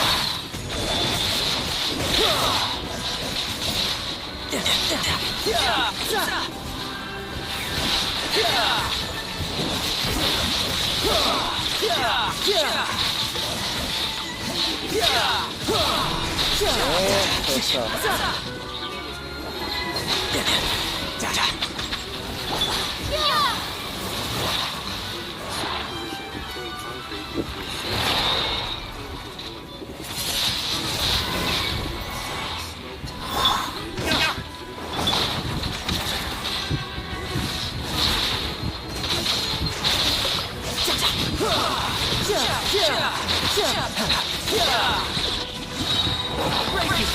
This is gonna hurt!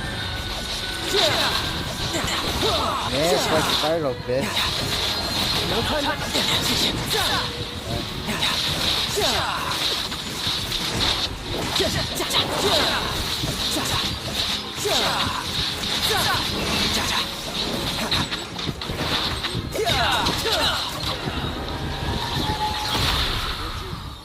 Well, to stay behind, undoubtedly indulge in a snore or two. And that's pretty much where the story ends. Well,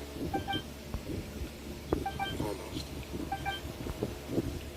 I was released a year early for good behavior. During the rest of my time there, most of Mikey's crew was paroled, either through the front door or the back. Richie was the first one to get wheeled out the back way. Then 8 months later, Coltrane's stall was pounded into a new, messy format. They followed Richie out the back door.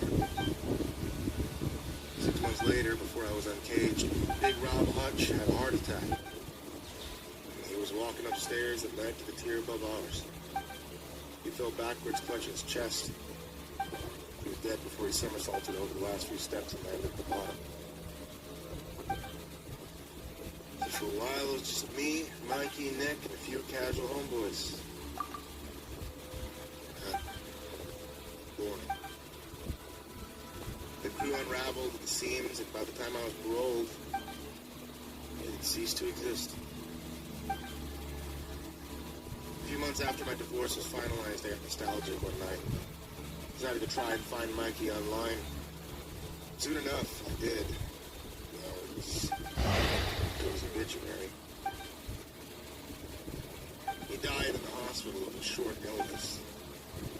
after I was released. Remy was also deceased. Victim of a shower room stabbing. Nikki, I discovered he was in a mental institution. I visited him there once. I'd rather be in jail any day.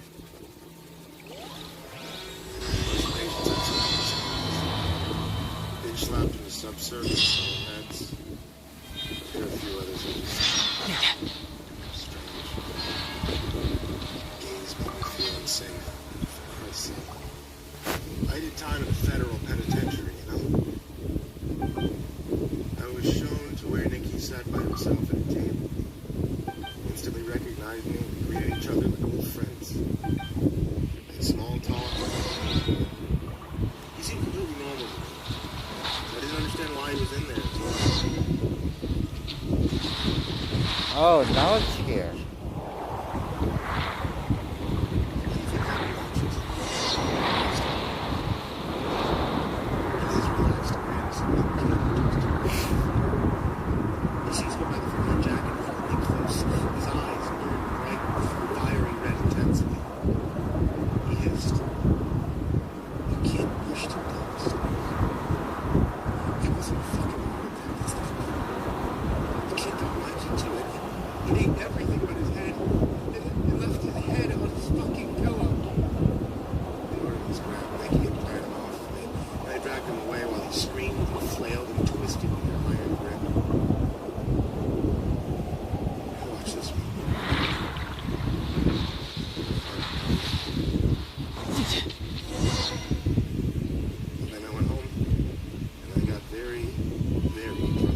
The hell is that? Oh, what?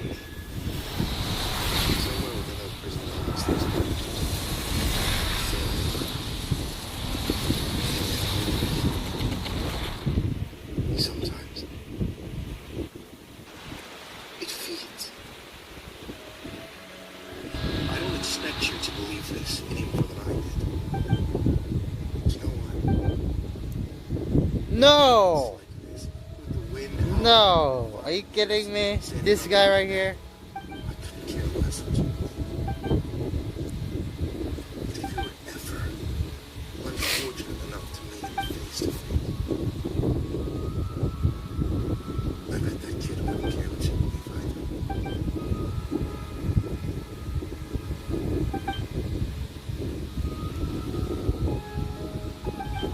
Hey there, kids, it's me, Mr. Creepypasta. Thank you so much for watching tonight's video. And if you guys are not listening on the podcast, then I strongly suggest you check out Spotify. The Mr. Creepypasta Storytime podcast on Spotify is exactly what you see here on YouTube.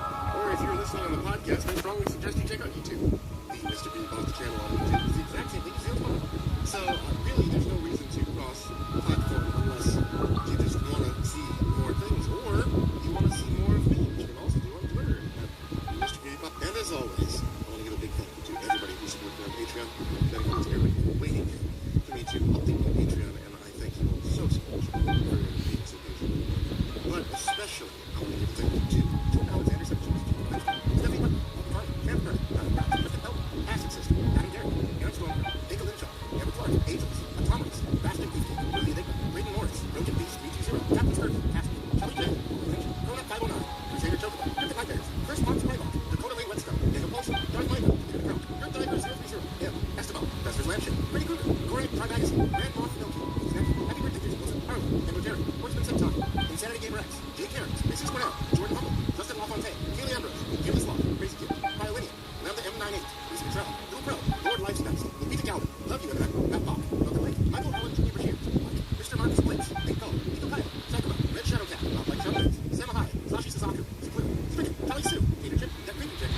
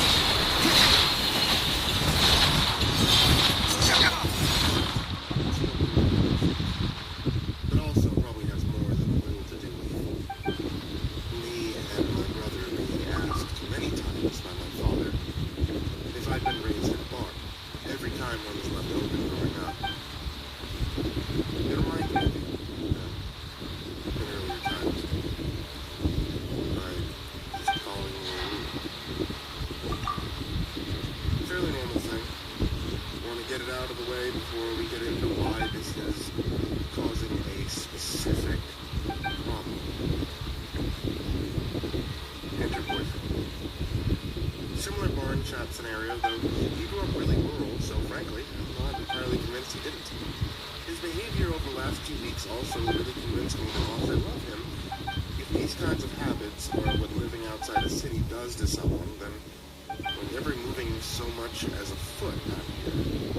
Anyway, I guess that perception has been complicated somewhat. So,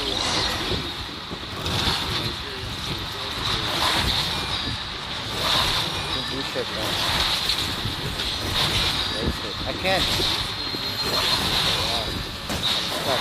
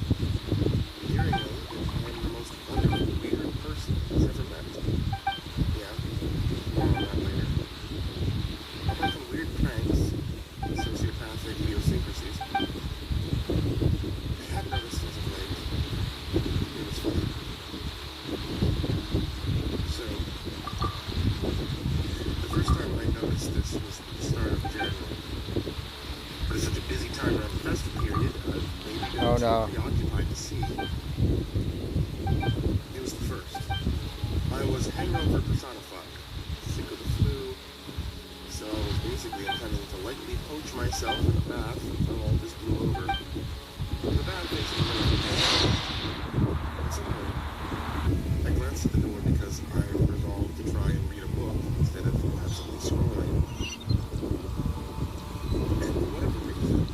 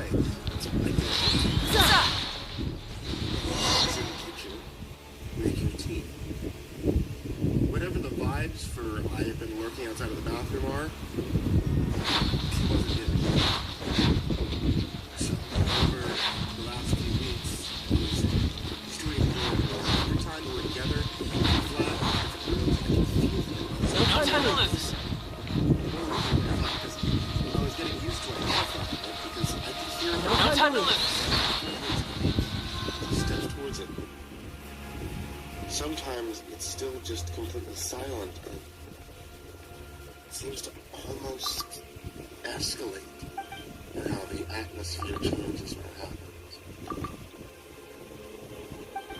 An aura of tension surrounds the perimeter, ebbing, radiating into the air of any room that I'm in. It's like whenever he's behind the door, then he's like a coiled spring, something ready to strike, but to do what?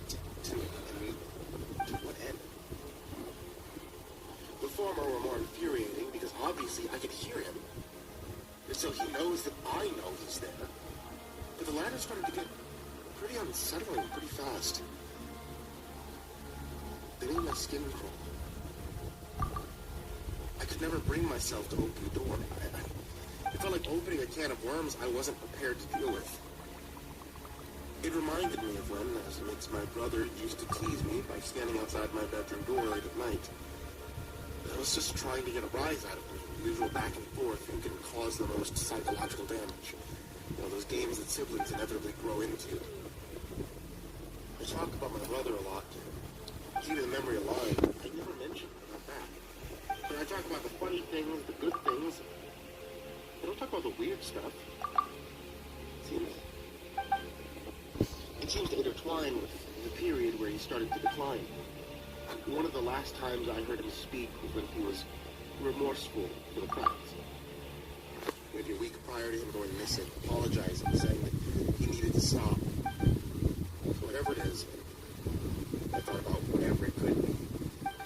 It was like a twisted, from behind plan. This was the same, but different. It was a different context. It wasn't dumb kids trying to freak each other out. It was like at that point I realized I'm living with a man that I've known less than a year.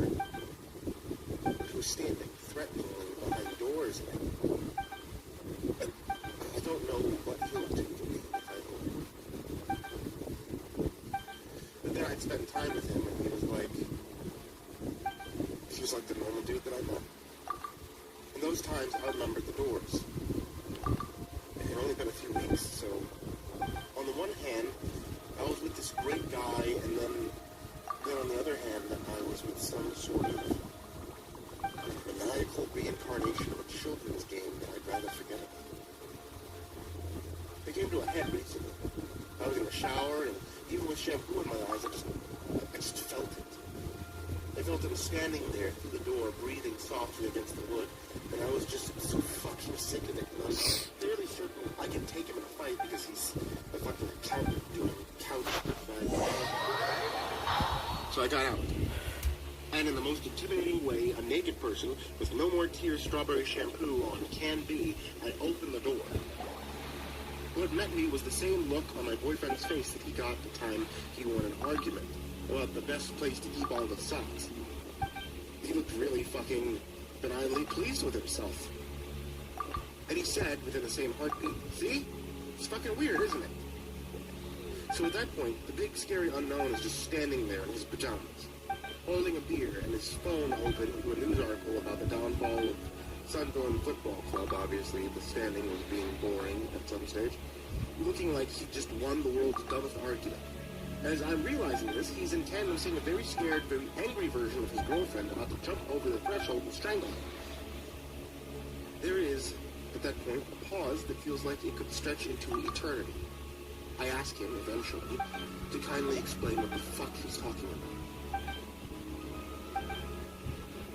He looked more cautious than doubtful. Then he gathered himself and said that he could ask me the same thing, and that it's been driving him up the wall. That cue me crying and hitting him with a damp hairbrush around the hall. Him flinching and trying not to get his t-shirt wet. Amusement turning into genuine concern as I upended the beer can over his head. I called him every name under the sun. I threatened to have him sectioned. I threatened to phone my mom. I threatened to phone his mom. And then he starts trying to calm me down. Face somewhere between confusion and looking like he's made some sort of massive error. "So you haven't been doing this to me?" "Fucking of course I've not been doing this to you, John. There's only one lunatic lurking behind closed doors, and it's the one covered in Asahi Superdrug." He becomes upset, remorseful. So apparently at the state of January, every time he's been playing computer games, he thinks I've been standing outside the door spying on him. He's got the sense that I'm angry at him, waiting for him, glad to have a go with him. And naturally, not wanting to rise to it, he waits until I go away, and when he finds me, he just sees me doing something else. And there's no anger incoming. It's like I've not even done it. Obviously, he now realized he can't exactly say why he thought it was anger. He had a senses. But he never heard me speak or do it. Never heard anything at all. He now feels really foolish. Rather wet, because obviously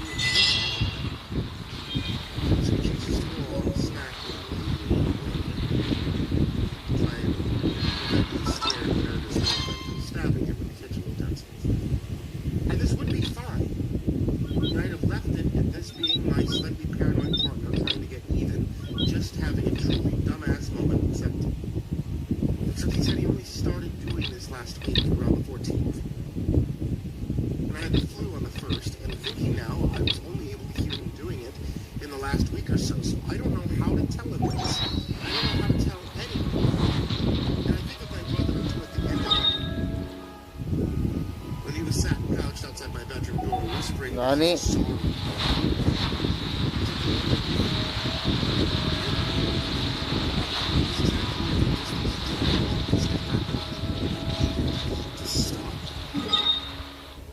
And my boyfriend is still out buying every snack under the sun.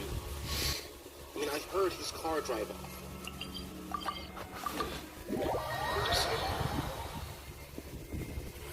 Someone is living.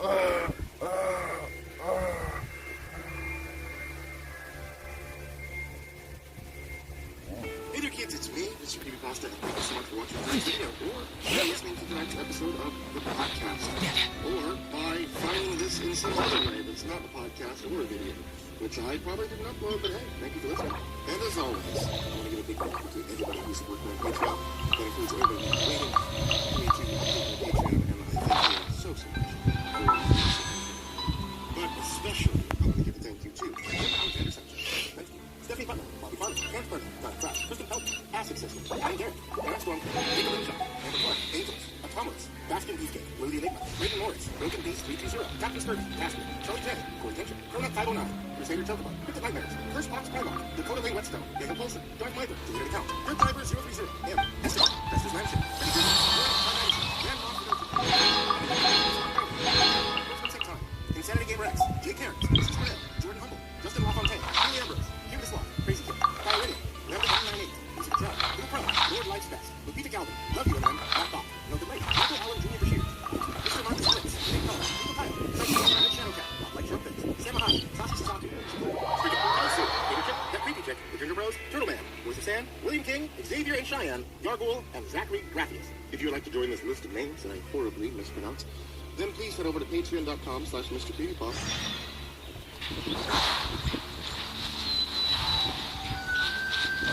No time to lose. The wind rises. Follow me. I lived in this house for 10 years, but only discovered a miniature man who's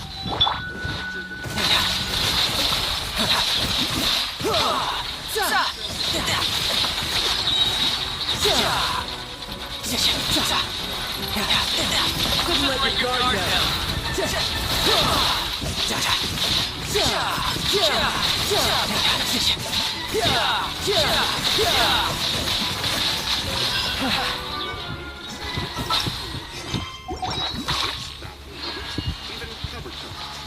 covered.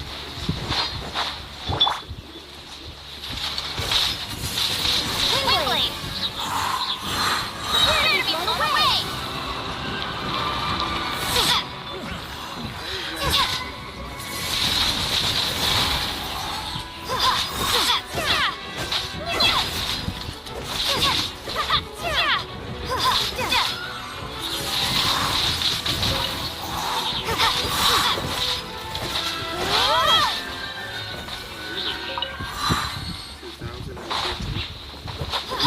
Started waving the packaging in front of Anna's horrified face.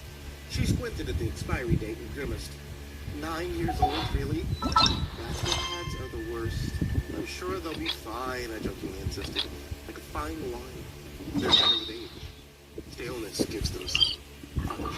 I'm more horrified by the clutter in that cupboard. I suppose expired treats are a good sign, not gorging on snacks, but we need to tidy up your kitchen. That's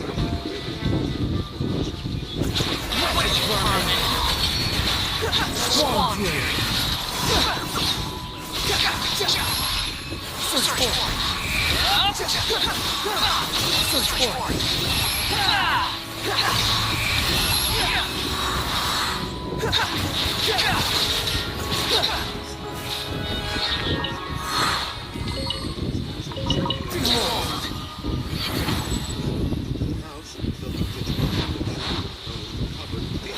following me.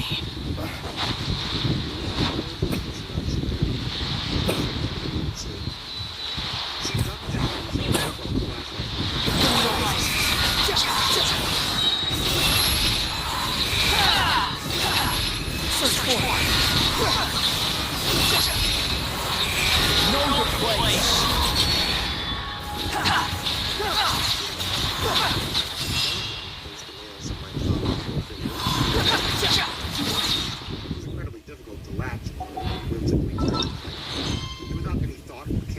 holding the door open. I'm not entirely sure what I expected to find, but it certainly wasn't another cupboard. Yet the tiny storage space wasn't what we dreamed of.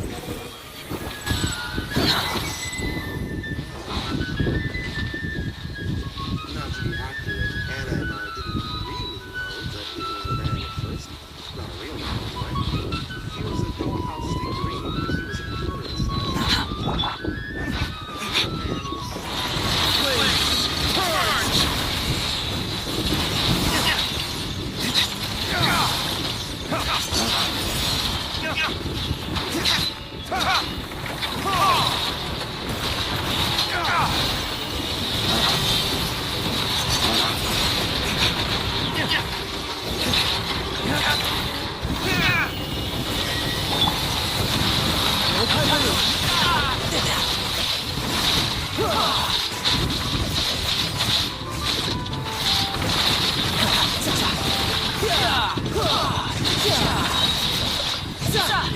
Brace yourself. This is gonna hurt. Bring it on.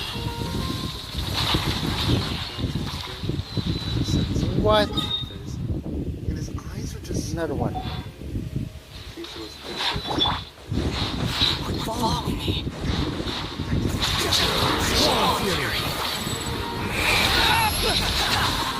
Search for it. Dare upon me?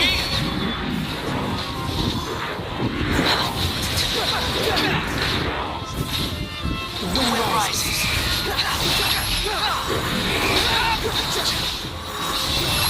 Upon the door.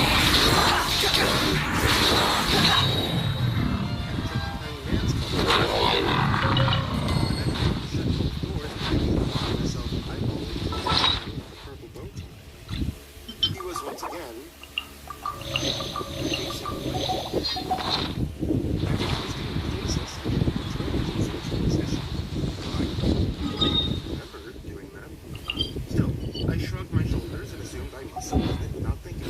following me.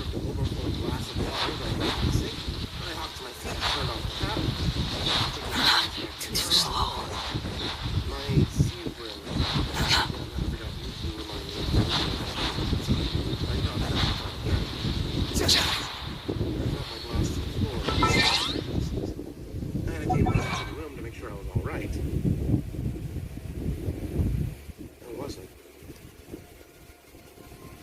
Motionless body was still facing back to his miniature cupboard. However, he had rotated his head to face me. Okay, I'm not here.